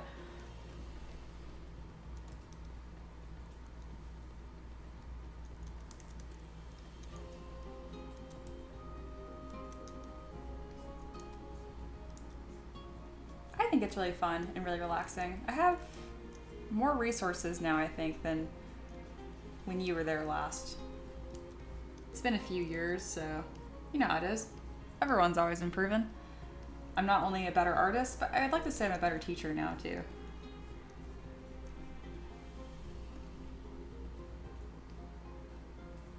The big thing is, though, that you can't put a bunch of pressure on yourself to make tons of art all at once. You know, just a little bit every week, and you'll end up improving quicker than you think.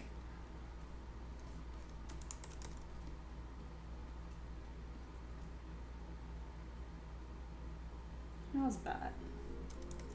There we go.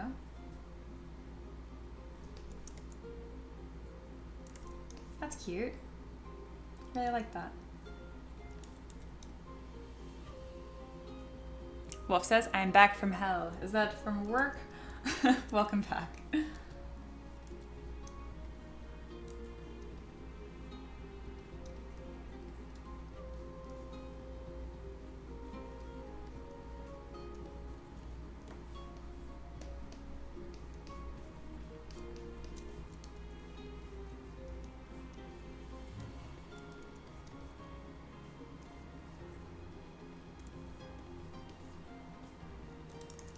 All right, I'd like to add some sort of decorative pattern on here, and I have some fun brushes that will help me do that.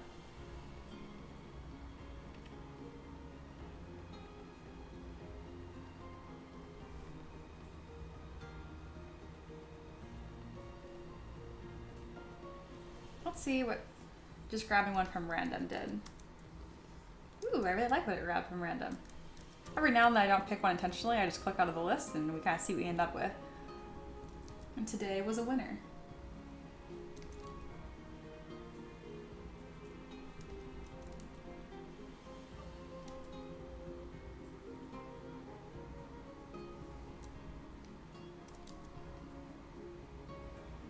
So each time I'm drawing this on here, I'm playing with the Z intensity to see how intense I can get this pattern on here without looking distorted.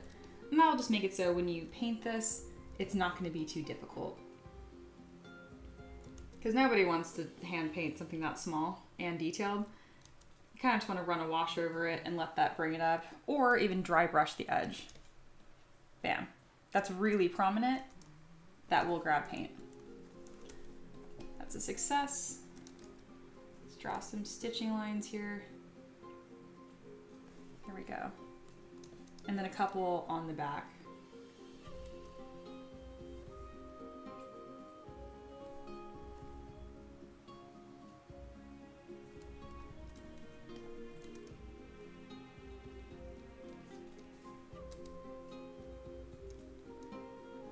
There we go. Very nice. I forgot to have a stamp up here, that way you guys can kind of see what I'm doing. My bad. Kind of got caught up in it. There we go. Oh, this looks really nice. I think she looks really cute. She looks really cute. Wolf says, working with someone on an Outlook issue. I'm still at work. Oh, boo. There's an Outlook. I keep saying that. Outlook, a software. Corey says, I don't consider my blobs and creatures characters. I try to really be art. I'm too hard on myself, so it's rough. You are. Haven't really figured that part out, even all these years later. Even in that message, you're being hard on yourself. You're not on any timeline. It doesn't matter. Something that can kind of help counteract this is just finding one thing that you like about whatever you created, and it can be anything. You can have 10 things that you hate and you feel bad about it, but if you end that thought with, well, I kind of like the texture on top of its head, that's kind of fun. It will snowball, you just have to be diligent at it, and I could help you with that. Hindsight talking to Corey, as far as working with sculpting / 3D stuff myself, not anymore. I keep telling myself to get back into it, and I may eventually, but haven't in years, unfortunately. Corey, that's in the exact same spot. Aloha says, consider this stream a sign to get back into what you find fun. And don't pass something you might regret not pursuing later down the line. And then saying, thanks, Aloha. Very sweet. It's true. It can be as fun as you want it to be, right? I think being good at things is really overrated. I know that might come across as ironic because obviously I'm good at this, right? I mean, this is my career. But being good at like hobbies is extremely overrated. Just do things because it's fun. I mean, what really got me to this point is the fact that when I use the standard brush, just making that blob there, I'm like, that's fun. That's a nice blob. And I'm like, maybe I'll do a different one. Maybe I'll do another one.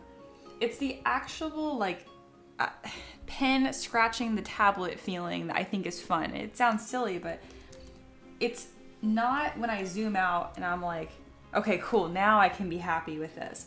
I make sure that I'm enjoying it at a much more rudimentary, like kindergartner using scissors and glue kind of level. Practice liking that and you'll surprise yourself.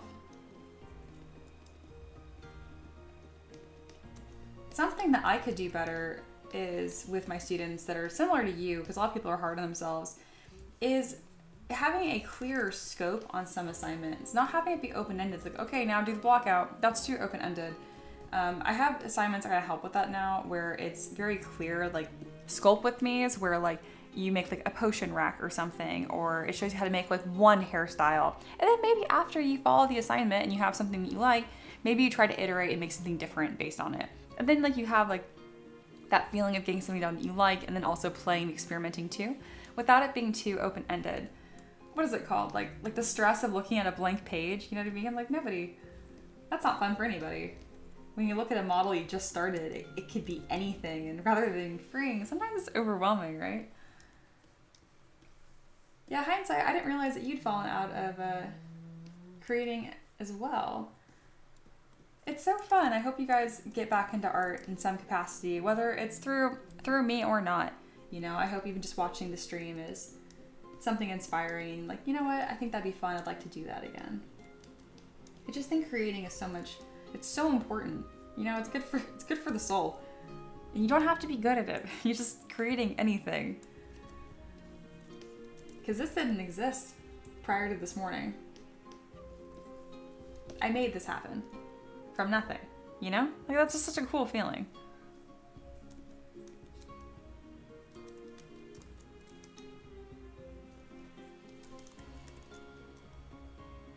It helps for me too, because the way I design my Patreon is kind of like every request is like a present that I'm designing for someone, which is immensely motivating.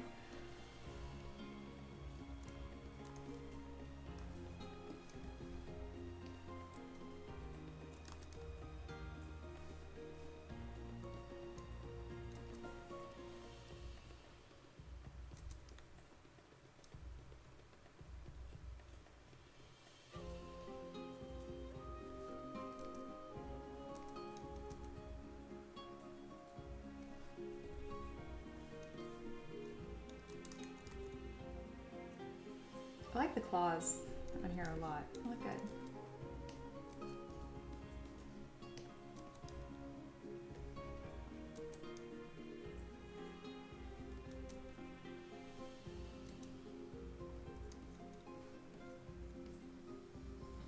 It's a cool character.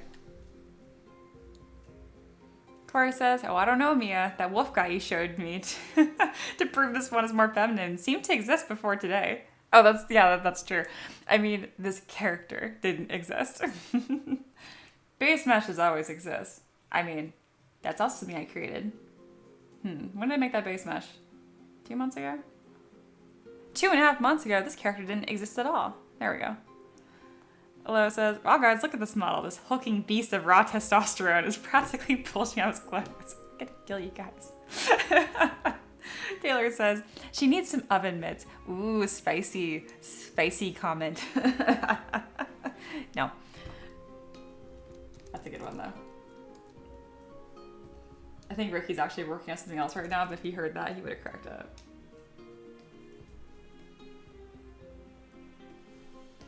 An apron? My God. Illegal comment.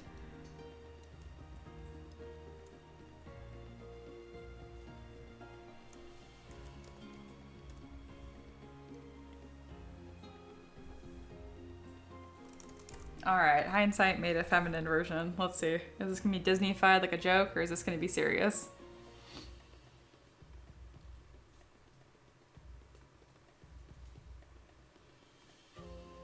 Oh, okay, it's pretty much the same thing. Instead, though, what they did was, you guys can go in the Discord if you haven't seen it already, it's taking these cheek fluff corners and pointing them upwards more. Which is cuter. And then some additions to the nasolabial areas. That's what they said, I'm not really seeing it. Would normally be the nasolabial fold area. Slightly inflated, but usually a bigger nose is actually more of a masculine feature. I do think that this being pulled upwards is cuter. So I'll keep that. And then it's more, oh, you know, it's like a fuller cheek. Okay, I see. You can add some inflate brush there. All right, that's actually looking pretty close.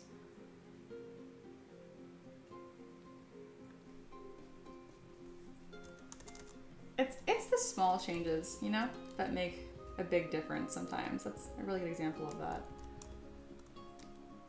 The big thing is this. I do like this pointed upwards a little more. It's actually quite sweet.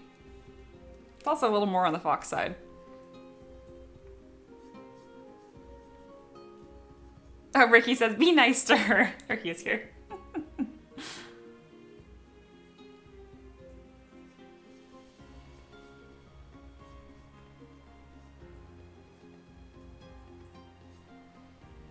Hindsight aghast. "I'm always serious, madame."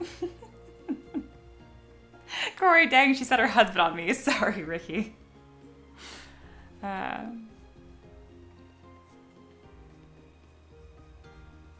All right. I do like that cheek turn a lot. Good one. That was helpful. I think we're slowly just making it into a fox, guys. That's okay. I feel like with the tail and now I'm paranoid that what makes this not a fox? What makes this a wolf? The ears are really fluffy. They're honestly so similar. Okay, you know what? It's because a fox would have an even narrower snoot. It'd be like super narrow snoot, like that. There we go. And it's more up. This is down. That's more wolf. Okay, I think we're in the clear. I think we're good. What does the fox say? The fox says, "I'm not a wolf," and this is not a wolf. I mean, it is a wolf. Oh my god, guys.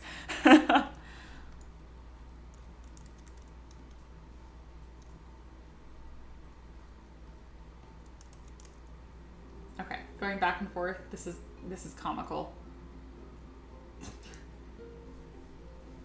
I literally cannot look at this anymore. Okay, nope. We're done. We're done with this for now. We're one step above a rage quit. We're working on the Gothic pedestal. Okay. Okay. Nope.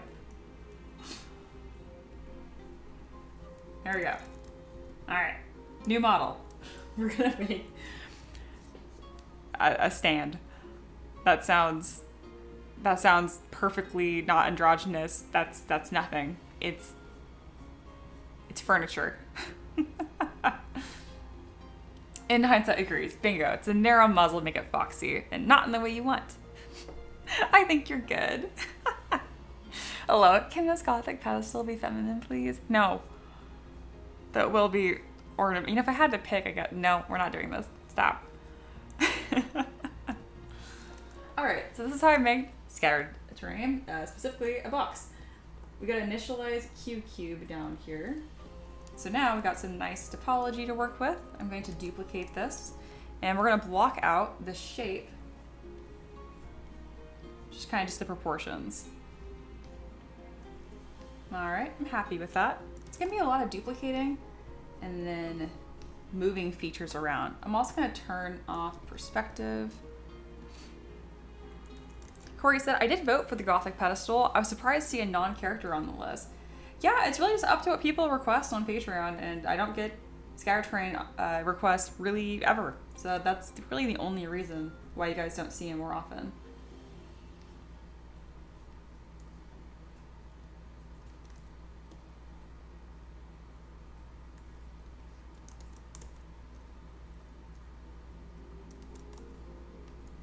Ricky said, wow, you even rage quit? You'd be an excellent game streamer. No, I was good. I just calmly decided to let my eyes rest and work on something new. Ricky, hello, says to Ricky. Ricky, convince her to stream Monster Hunter Wilds. It's what the people want. Beautiful. Oh, someone new is here. Costas. Hi, welcome. Costas says, off sculpting question after the 3D printing phase. How to apply an ambient occlusion paint while painting the printed figures, except using like Army Paint or Speed Paints.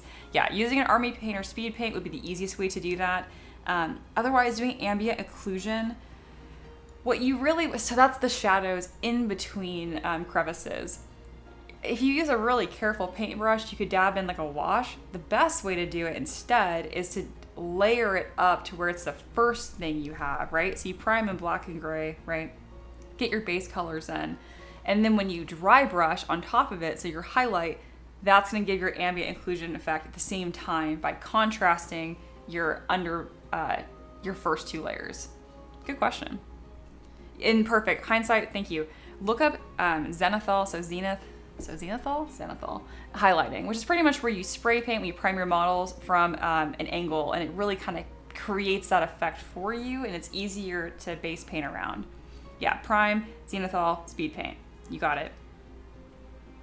And then hindsight, arguably pedestals are inherently masculine. I was actually thinking inherently feminine because of the ornamentation. What are we becoming? Great question, though. Costa's coming in hot with a great question. And again, welcome. You might have been here before, but it's the first time I remember you commenting. So to me, you're new. All right, I do like the look when there are rounded pillars on the sides. So we're gonna go ahead and do that.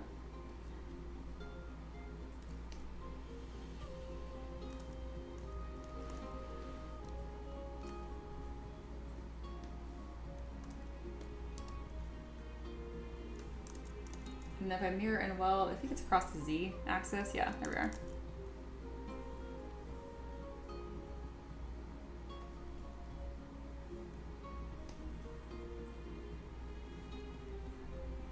Perfect.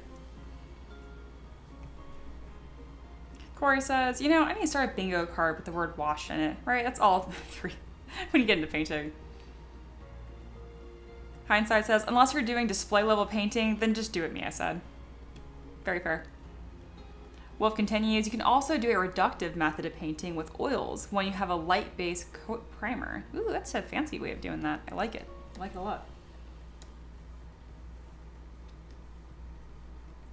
All right, so we have kind of like our basic shapes here, and now we can start building up on them in an interesting way. So we're gonna go ahead with our Z modeler brush. Actually, we'll first just throw this little block here. Like, oh look, a block. All right, now we're on stage 2. So I'm gonna pretty much just pull out poly loops in the top and the bottom. I'm not really gonna have a super strong rhyme or reason here. It's just adding interest. I'm both adding material and taking some away. And I'll probably put a nice taper on these before I move on.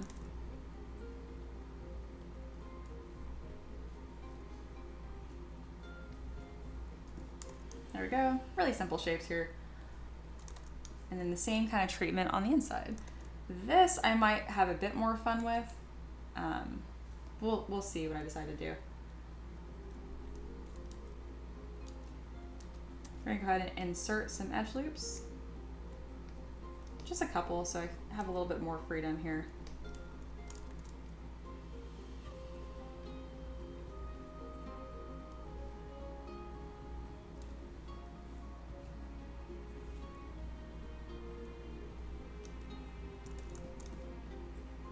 There we are.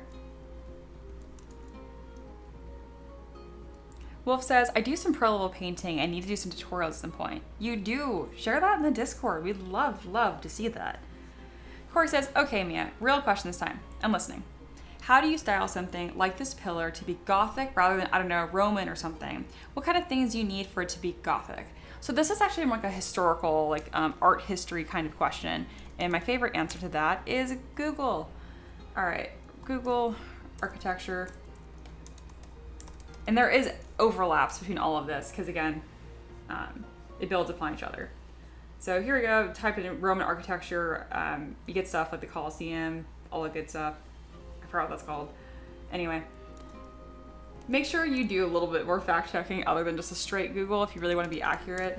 Gothic, I think more, here we go. This is originated in Europe during the Middle Ages. So it's much later. So this is 12th to 16th century, obviously. Roman is much earlier than that. Here we go. This is what I think. So when I think Gothic, my first initial thought is these cathedrals, and you're gonna have a lot more like religious iconography, which is a lot of these like overlapping circles, this star emblem in the center, which I think is the Star of David, I don't know. But I really just look at these like the dominating shape. So I'm seeing this repeating shape everywhere here, like these three, they're rounded triangles that blend together, and then also a lot of crosses. As composed to like the Roman architecture over here, you're not seeing that kind of filigree. It's still very ornate and decorative, but you can see some key differences here. So there you go. I really just look for like repetitive shapes and what is making this style stand out for what it is. And the big thing is, God, Gothic cathedral is just stunning. So that emblem in the center here, that kind of like flower-like emblem, I'm gonna be having very, very similar ones on this pedestal here. Good question. Very good question.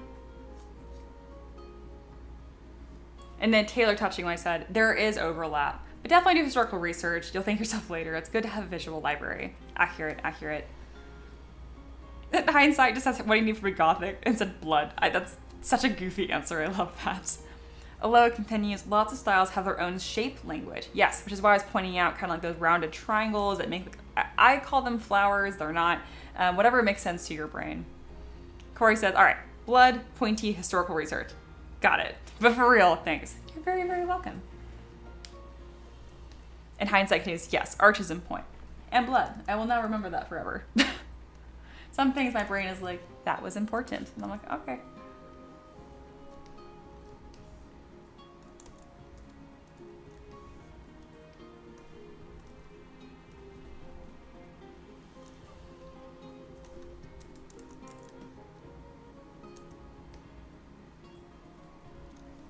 Frequently I find when people on Patreon request styles, whether it's like gothic or whatever, they're not even that picky. They're just looking for a feeling. Now, if someone like Taylor requests something historical and references gothic, because I know them, I will definitely be like, they actually know exactly what they're talking about here. I'm going to probably do a little more research. I'm definitely careful depending on who is requesting it. I usually have an idea of to what degree of authenticity they're going to want. Obviously, I put my best into it regardless, but extra thoughtful people get extra thoughtful results. That's a really long-winded way of saying I pick favorites. I just remember the artists that are in my community is the best way to put it. Because the girl that requested this is actually awesome, and she is one of my favorites.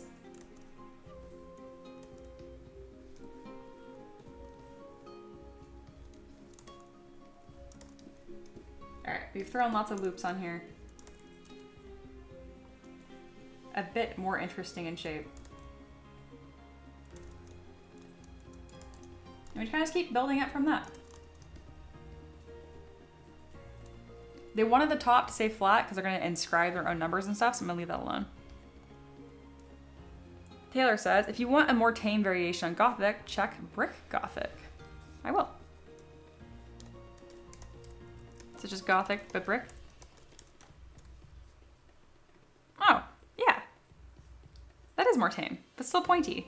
And red, like blood.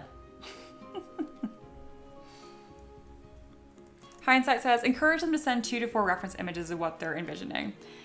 I don't, actually. I just kind of leave them alone. Patrons, I'm happy. If they want to get really detailed, they're going to. If they don't, they're usually more on the shy side. And I'm totally happy for them to just say, like, I want a lizard folk with a funny hat. That's totally fine.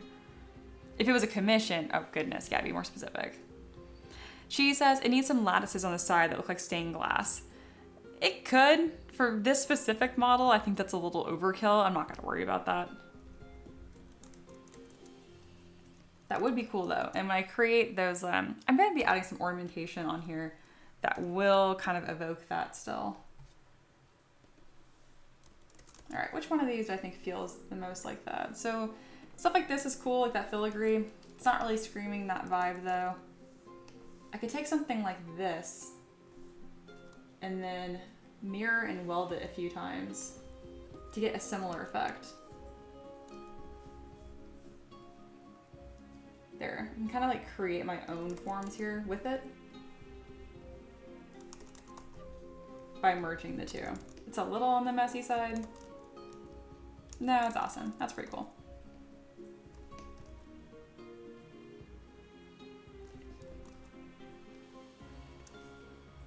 I don't like these 2 bars on it though. They look weird. So I'm gonna keep messing with it. Finding some other shapes I like. There we go. That's kind of like a fun filigree style. It's maybe pushing it, not really Gothic. And once it's done being decorated, it's gonna look like that regardless. Hindsight says fair.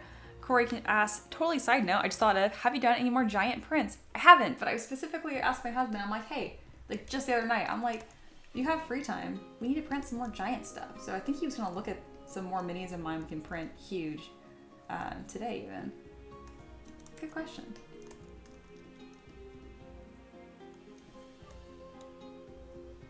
Before I add too much detail on that, I actually want to see if I want to add like a small taper to this. Just makes it more fun looking. And I need to flatten the top. I do the same thing to the bottom, making sure I have symmetry turned off because it just makes the gizmos have a panic attack otherwise. Corey says cool.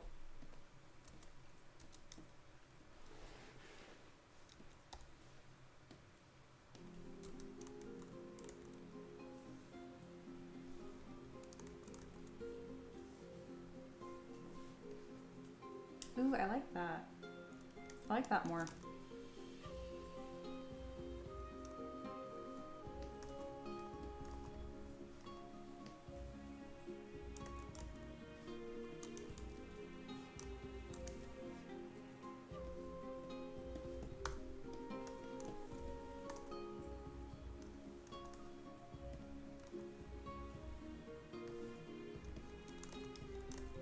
And then I kind of want to add my own swirl on here.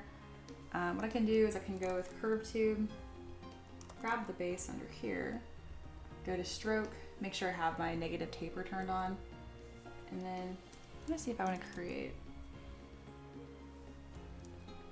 I'm playing with the shape here. My default is going so like vine-like, not ornamentation. She says, I think it might need more spikes. I think it's not done. No, just joking. But it is not done. We'll see what happens. If I had spikes, I think it'd be nice if they were on the bottom or the side. Again, we don't want anything on the top because the requester's gonna actually inscribe some stuff into it. Oh, you know what I think it's missing? I want to have like an arch, which I'm not gonna use with this brush then. How do I create an arch?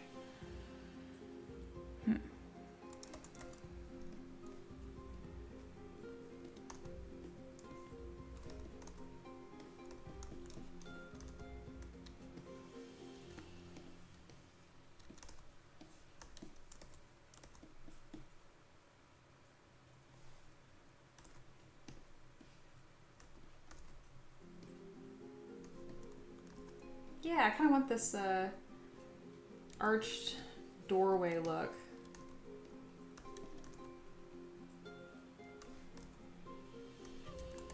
Yeah, I like that.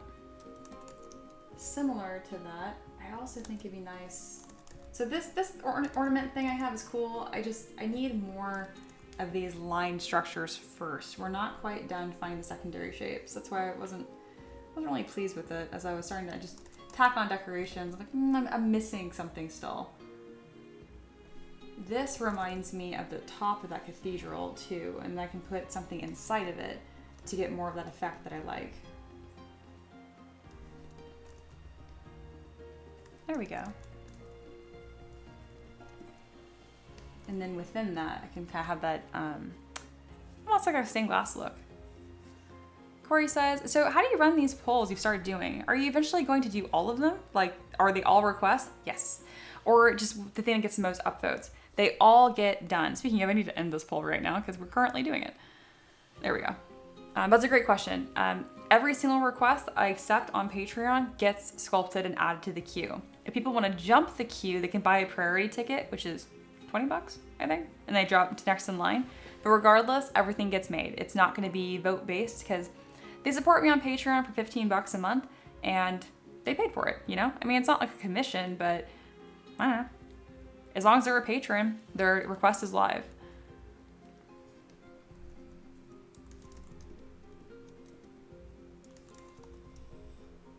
So we're wrapping up here. We're towards the, I heard this weird noise. It's just, I forget my dog's in here sometimes. Excuse me. So we're wrapping up here. Stream's probably just about over. Ending a little early today, unintentionally. That's just kind of like where the stream ended up. But we still got about 20 minutes left, at least.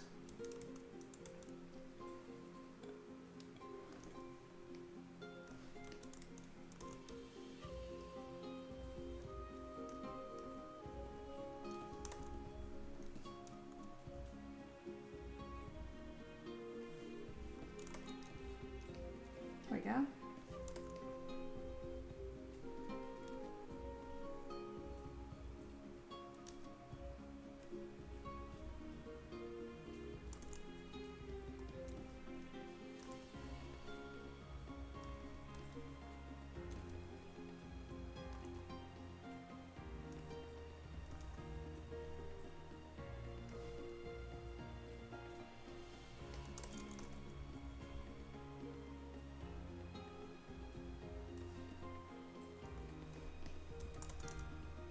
So I'm really just worrying about one side right now, and I can kind of continue. I can just mirror that around once I find something I'm really happy with.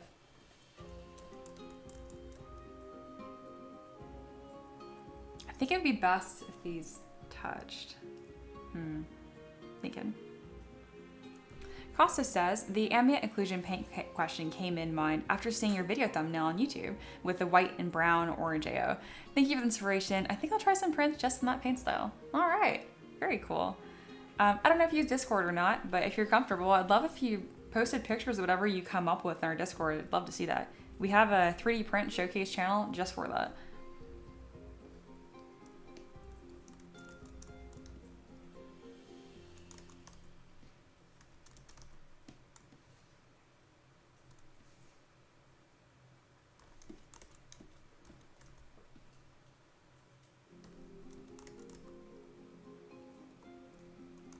And I'm just kind of playing with different shapes. I like the circle a lot. I'm not sure if I like this as much.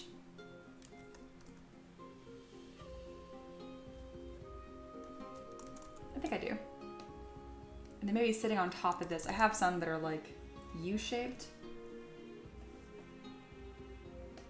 Like this one. They can kind of sit on top.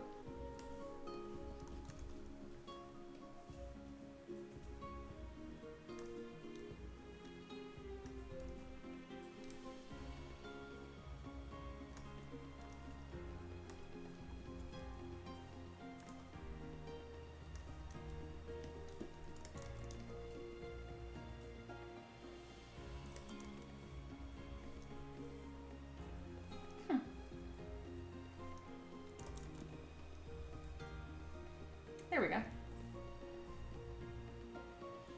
On the sides, I'm gonna have something like a very simple repeating emblem all the way up. Aloha says, a lot of trial and error, kind of feeling out the process or ornamentation. Absolutely, so take your time. Agreed. I'm also trying to remember, I'm like, this is kind of just a easy, quick one too, so try not to overthink it.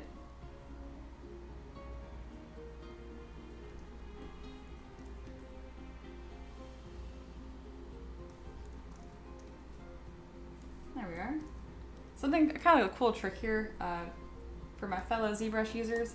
If you want to repeat something in a pattern with specific increment distancing, all you have to do is hold down Command, click and drag on one of the arrows, your gizmo. Don't let go of Command yet. Once you find the spacing you like, let go of Command with your stylus still held down, and then drag upwards. And then it'll repeat that as far as you drag it upwards.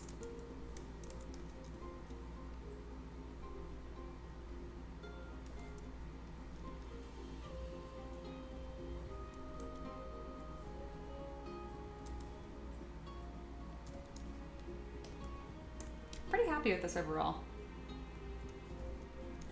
Obviously got some work to do still. Overall looking pretty nice.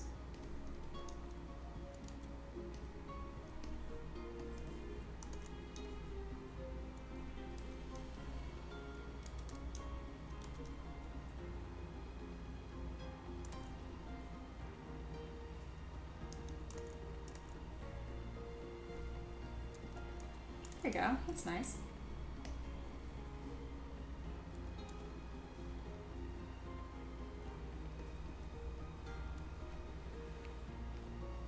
Elo says, whoa, that's awesome. It's not like a fun little trick.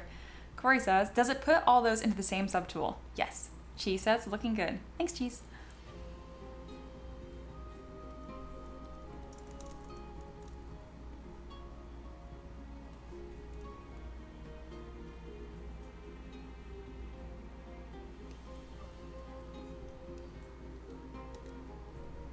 And then I need something to go in this bottom door.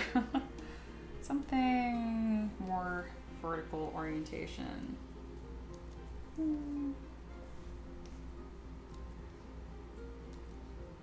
Not tall enough.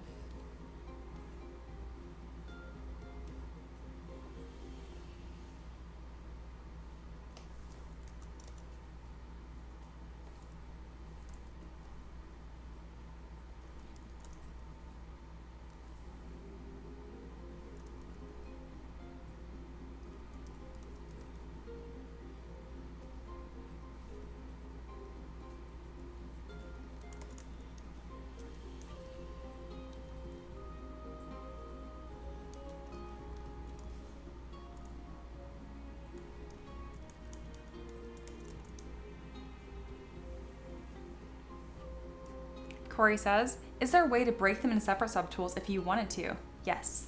So let me show you. It's a really good question, Corey. All right, so we have this, is that duplicated one we did, right? Oh, and Nerd's here. Hey, welcome back. If you hold Shift F, you can see all the pieces in the color wireframe. The reason why I say this, because if you click on like auto groups, you can actually see they change colors, which means ZBrush recognizes them as distinct meshes. Anytime you click auto groups and you can see colors changing, you know you're in business. You can really easily split things apart.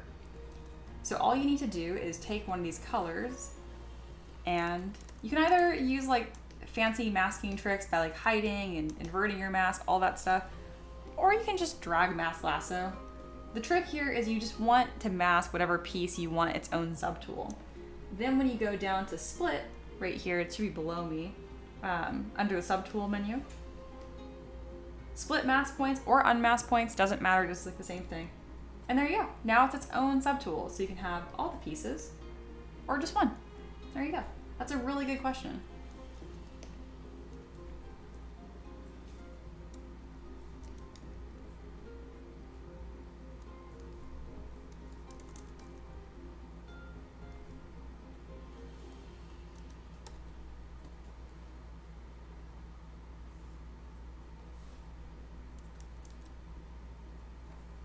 Right now I'm kind of just creating my own ornament out of this brush, kind of layering them into something I think looks nice. Kind of thinking of like a fountain decal almost.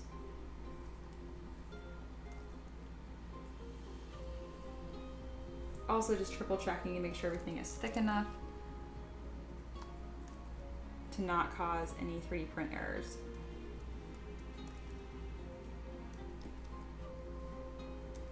Gonna run the inflate brush over that just lightly. There we go. I like it. All right, I think we're in business. Gonna add a couple small detail lines on the side here, just a little something so it doesn't look as plain.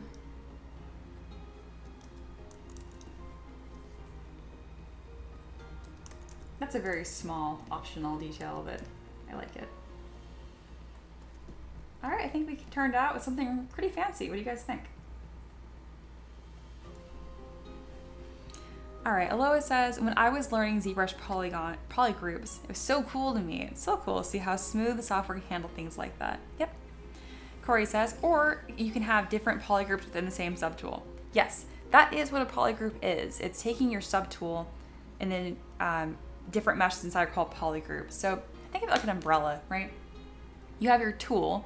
The tool is just the entire like ZBrush project you're working in. Your tool is made of subtools. Your subtools are made of polygroups, all of which are made of polygons. Sarah says, looks cool. Thank you. All right. And then Corey, this your first question I missed. So there's a difference between different subtools and different polygroups. Yeah, back to my umbrella. Probably helps I answer that question after the fact. But yeah. Corey, you so obviously have that zest for like learning still. I want to teach you. I think that'd be really fun. I miss having you as a student. Corey says, okay. Great questions. I'm really happy with this. This looks nice.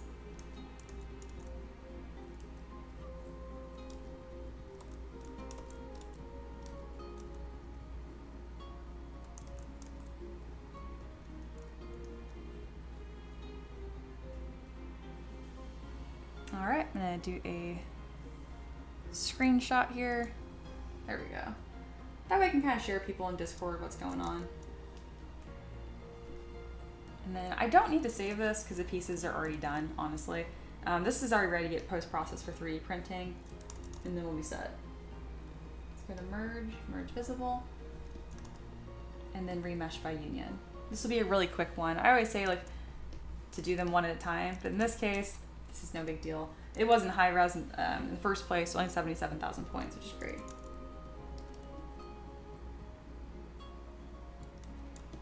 Awesome. So I'm gonna go ahead and take this and I'm gonna just directly export that into my mesh mixer scene and size it up from there.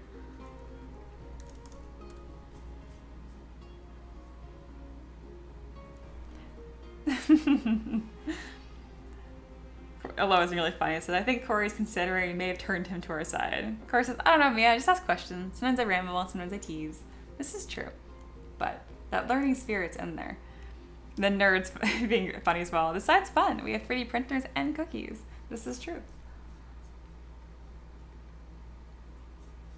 And Aloha, don't make me get my nut.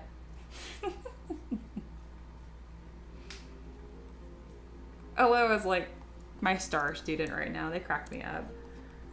Very enthusiastic and really good attitude. They mentioned though that they struggle with having a good attitude, and art can be really demoralizing at times. So they've overcome their own struggles, and I'm happy to have been a part of it. Alrighty.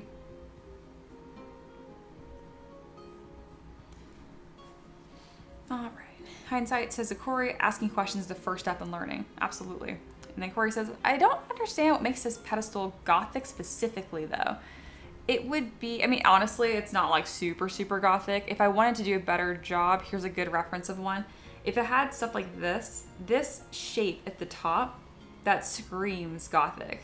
So it's really kind of like, think of like a mood board almost, or like ingredients to like a cake, right? So making a cake, you have like eggs, flour, yeast.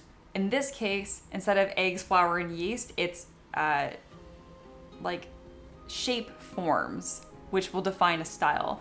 Again, Gothic though really draws from all kinds of different styles, which is really cool about it. That's where like the historical element comes into it.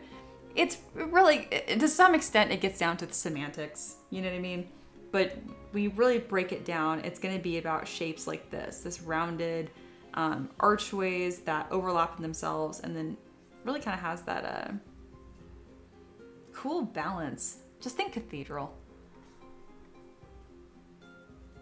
Taylor says the baking ingredients is a good analogy. Okay, cool. I'm glad. As I was saying, I was like, oh, am I getting too far down the rabbit hole? Everyone has different ways they learn, you know? And I'm like, I love analogies, but I know for some people it's just more confusing. Corey says, so it's like a curvy point thing. Yes, that's a really good way to simplify it, honestly. Part of learning things is breaking them down into what makes sense to you as well.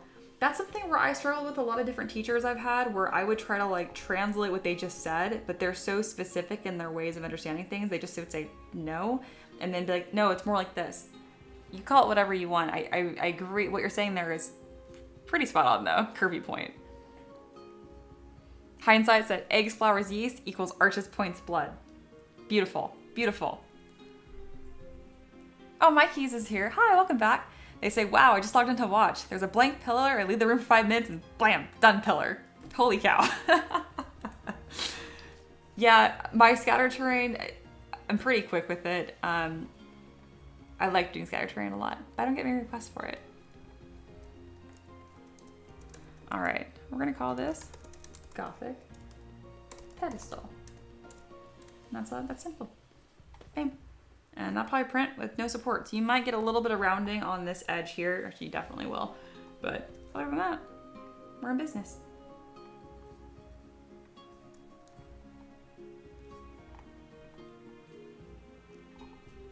Perfect. All right, I'm gonna upload this right now before I forget. Feels good to get that one done on stream, started and finished. Boom, put that on releasing soon.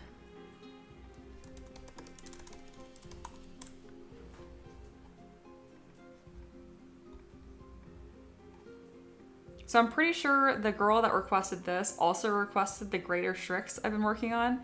She keeps me on my toes. Her Patreon requests are always something totally different. It's for the same campaign though. She's playing some spooky campaign.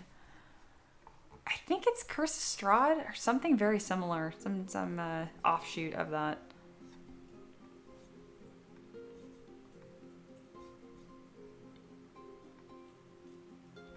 Corey says, what is Autodesk Mesh Mixer? It is a super archaic software that Autodesk, well, it's archaic now because it's outdated, not supported, but Autodesk created it when 3D printing was first becoming a big thing. It's somewhere you can create supports, you can resize things, and that's why I put it in there, because ZBrush will say, ah yes, mesh integrity is clean, but I never trust it. I like to put the same 3D model in a couple different 3D softwares to give me the go-ahead. And I get Litchi, oh god, Litchi drives me crazy. Litchi is the pickiest 3D print slicer ever. It will scream about errors pretty much no matter what. And I don't like that because it makes people think it's not going to print and they panic. It's fine. Most errors it talks about are not even like really errors. It's just like a polygon thing. But anyway, it's me doing my due diligence to put it through multiple softwares to double check everything is clean and ready to go. The fact that I still use Mesh Mixer is kind of a joke because it's so outdated. It's not even like available to download anymore, I think. It's not a necessary part in the process. You could just as easily throw it in a cheat sheet box, see what it says, throw it back in if you think there's any problems. The only thing you really need to worry about when it comes to 3D printing, there's two. One, holes in the mesh, which means that the mesh doesn't even exist on the inside. It's just like a hollow nothingness. That won't print. And then two, super thin fine elements like paper thin nonsense that like weaves in and out of itself. That's gonna be a problem too. This is a brick, so we're good. Nerd says, I use GrabCAD print fix files and it's free. That totally works too. Most files out there will print. You will know if there's gonna be a print issue just by looking at it. I see a lot of like anime figures out there with like paper thin elements. It's not gonna happen. But even then, you know, 3D printers have improved quite a bit. They'll give you something a lot of the time. So there's that.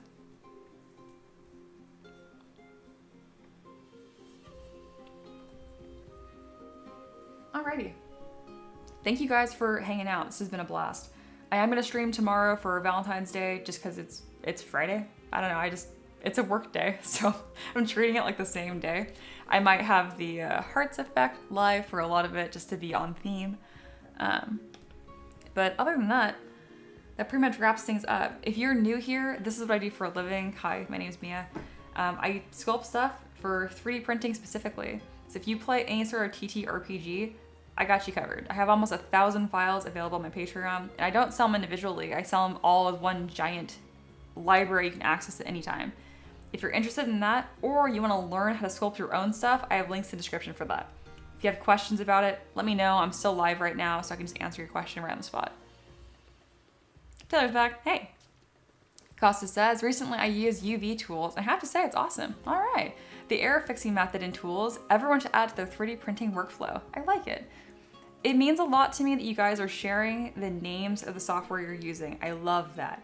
Open book, you know what I mean? Whatever you're sharing, I guarantee it's helping someone else, because though my streams are very talkative, we do still have lurkers here. I guarantee that someone is searching that software name right now, even though they're not talking in the chat. So you're helping a few different people by doing that.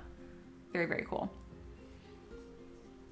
To everyone hanging out, whether you're a lurker or not, reminder that I have my Discord invite. It's pinned at the top. I'm gonna throw it again at the bottom. Come hang out, ask questions, share prints, complain about 3D printing, get help, all that stuff. Corey says, up to 1,000 now. I feel like I remember back when we had like 300 files. Yeah, I have been just going along, and ever since I started taking requests, that's like my bread and butter now. All I sculpt is request. Occasionally I make him for favors. Nerd did a cool favor for me, putting my models in color, so I sculpted, I think it was Horus for them, to match Anubis. That was fun. That's like an unofficial, not Patreon request technically, but for the most part, again, it's all just Patreon request.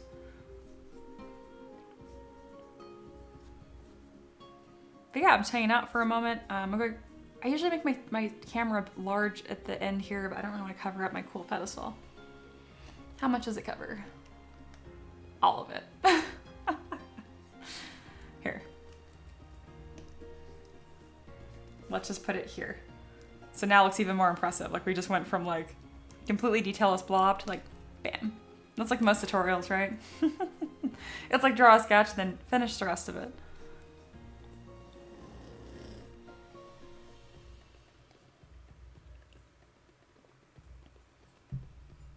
Corey says, congrats, Mia. Thanks to you and Ricky for the stream. You're welcome. Hindsight says, always bittersweet when the stream ends. Good stuff, but y'all are distracting. Yeah, we are. Ricky and I put on some pretty good, we do some good stuff here. Some of y'all have mastered being able to like hang out and get your own work done, kudos for you, because I just talked the whole time. Hey, Cosmos came in. Cool, cool. I'm glad. I could tell that you're gonna fit right in. And if you do in your, like, that painting stuff you're talking about, share pictures of it. I want to see it.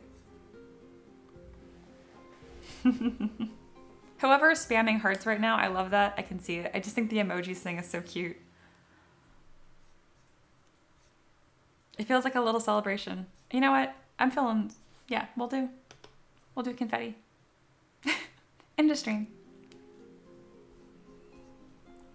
All right, I stream pretty much every single day. I start between 11 a.m. God, my voice is getting all scratchy. Excuse me. 11 a.m. to 1 p.m. Somewhere around that. Just think around afternoon. If you don't see me by 1 p.m. Eastern time, I'm probably not gonna stream that day. But it's darn near every day. Mikey says, want to learn. You should. I want to teach you. Aggressive enthusiasm. All this stuff is linked in my description, but I'm also gonna just put it directly in the chat. It's $1 a day, y'all. Join, let me teach you. Mikey says going to join. Really? That would be so exciting. I would love that. Join the Discord too then, if that's something that you use, because I talk a lot there and whatnot. Also, a reminder to anyone that joins my mentorship program, if you have time to join live streams, you can ask me questions during the live stream. It's like an outrageous bang for buck. There's nothing better than being able to talk to your mentor, me, directly and get one-on-one feedback as you're going. You could even put like screenshots of what you're working on in Discord, and I can do like live sculpt overs during these streams too. Open to that. Corey says, I've been lurking, but pretty chatty today. Thanks for letting me hang out with y'all. Thanks for being here. You have a nice presence. A lot of you guys are just kind, you know? It's nice.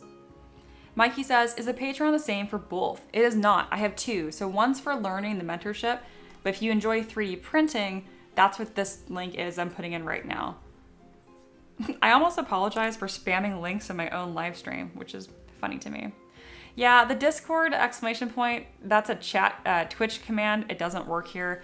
If you go to the top of our chat, it says M3DM Discord invite. You can click on that, or I can just keep putting stuff in. It's my stream. I can put as many links as I want. Bam. So these last 3 links, if you guys kind of look at the chat right now, that's my whole existence. That's Discord and both Patreons. That's everything I offer. If you have a 3D printer, that's probably worth looking at too. But if not, yeah. Through the mic of TV.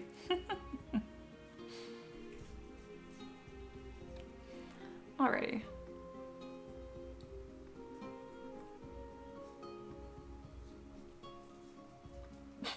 So this is in our Discord right now. Aloha just posted this. It ain't much, but it's honest work. Scooping people up. I love that.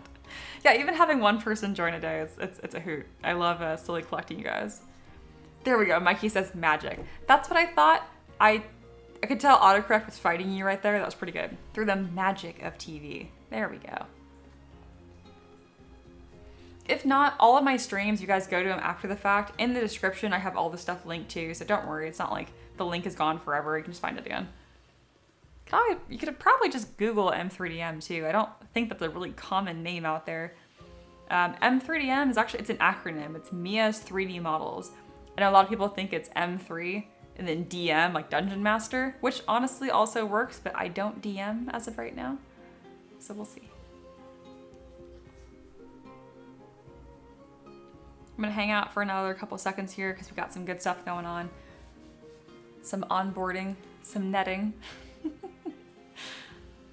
You guys have any questions? Now is time to ask. Do not be shy. No question is too basic. From the software I'm using to how long I've been doing this to why things cost what they cost. I mean, let me know. I'm happy to answer.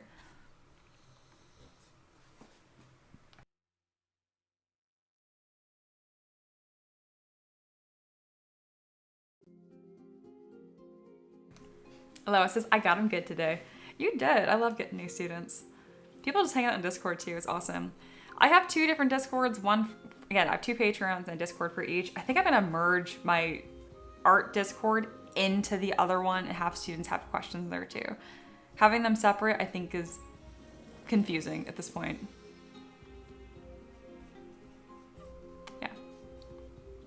toying with that.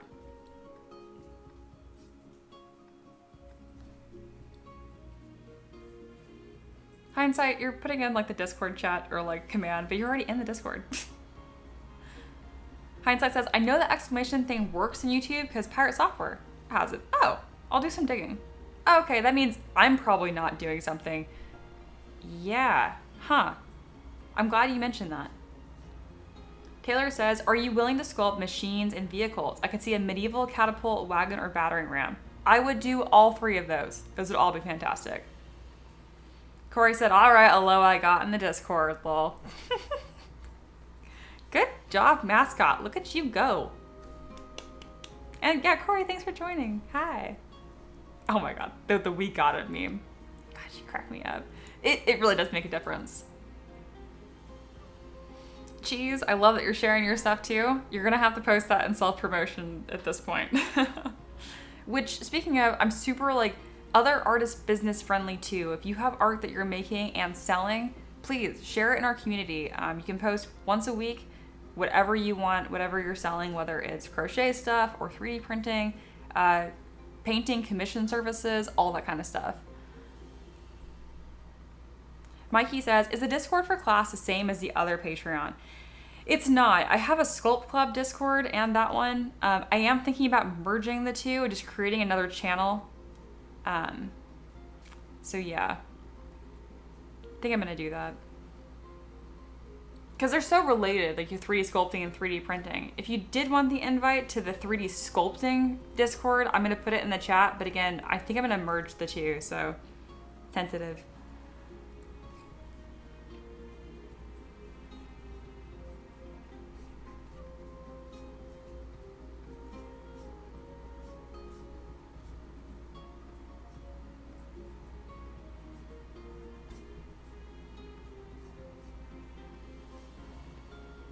Some good ending conversation going on here. I like it. I think we're slowing down. I think I'm good to log off. I just want to make sure I grab any of your questions at the last minute here if needed. There's about a 20-second delay between what you guys hear versus what I actually said. So if it seems like it take a while to answer your question, that is why. It's no sooner than 20 seconds.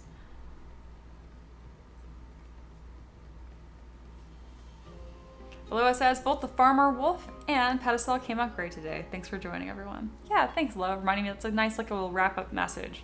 I like it. All right, I think we're all set.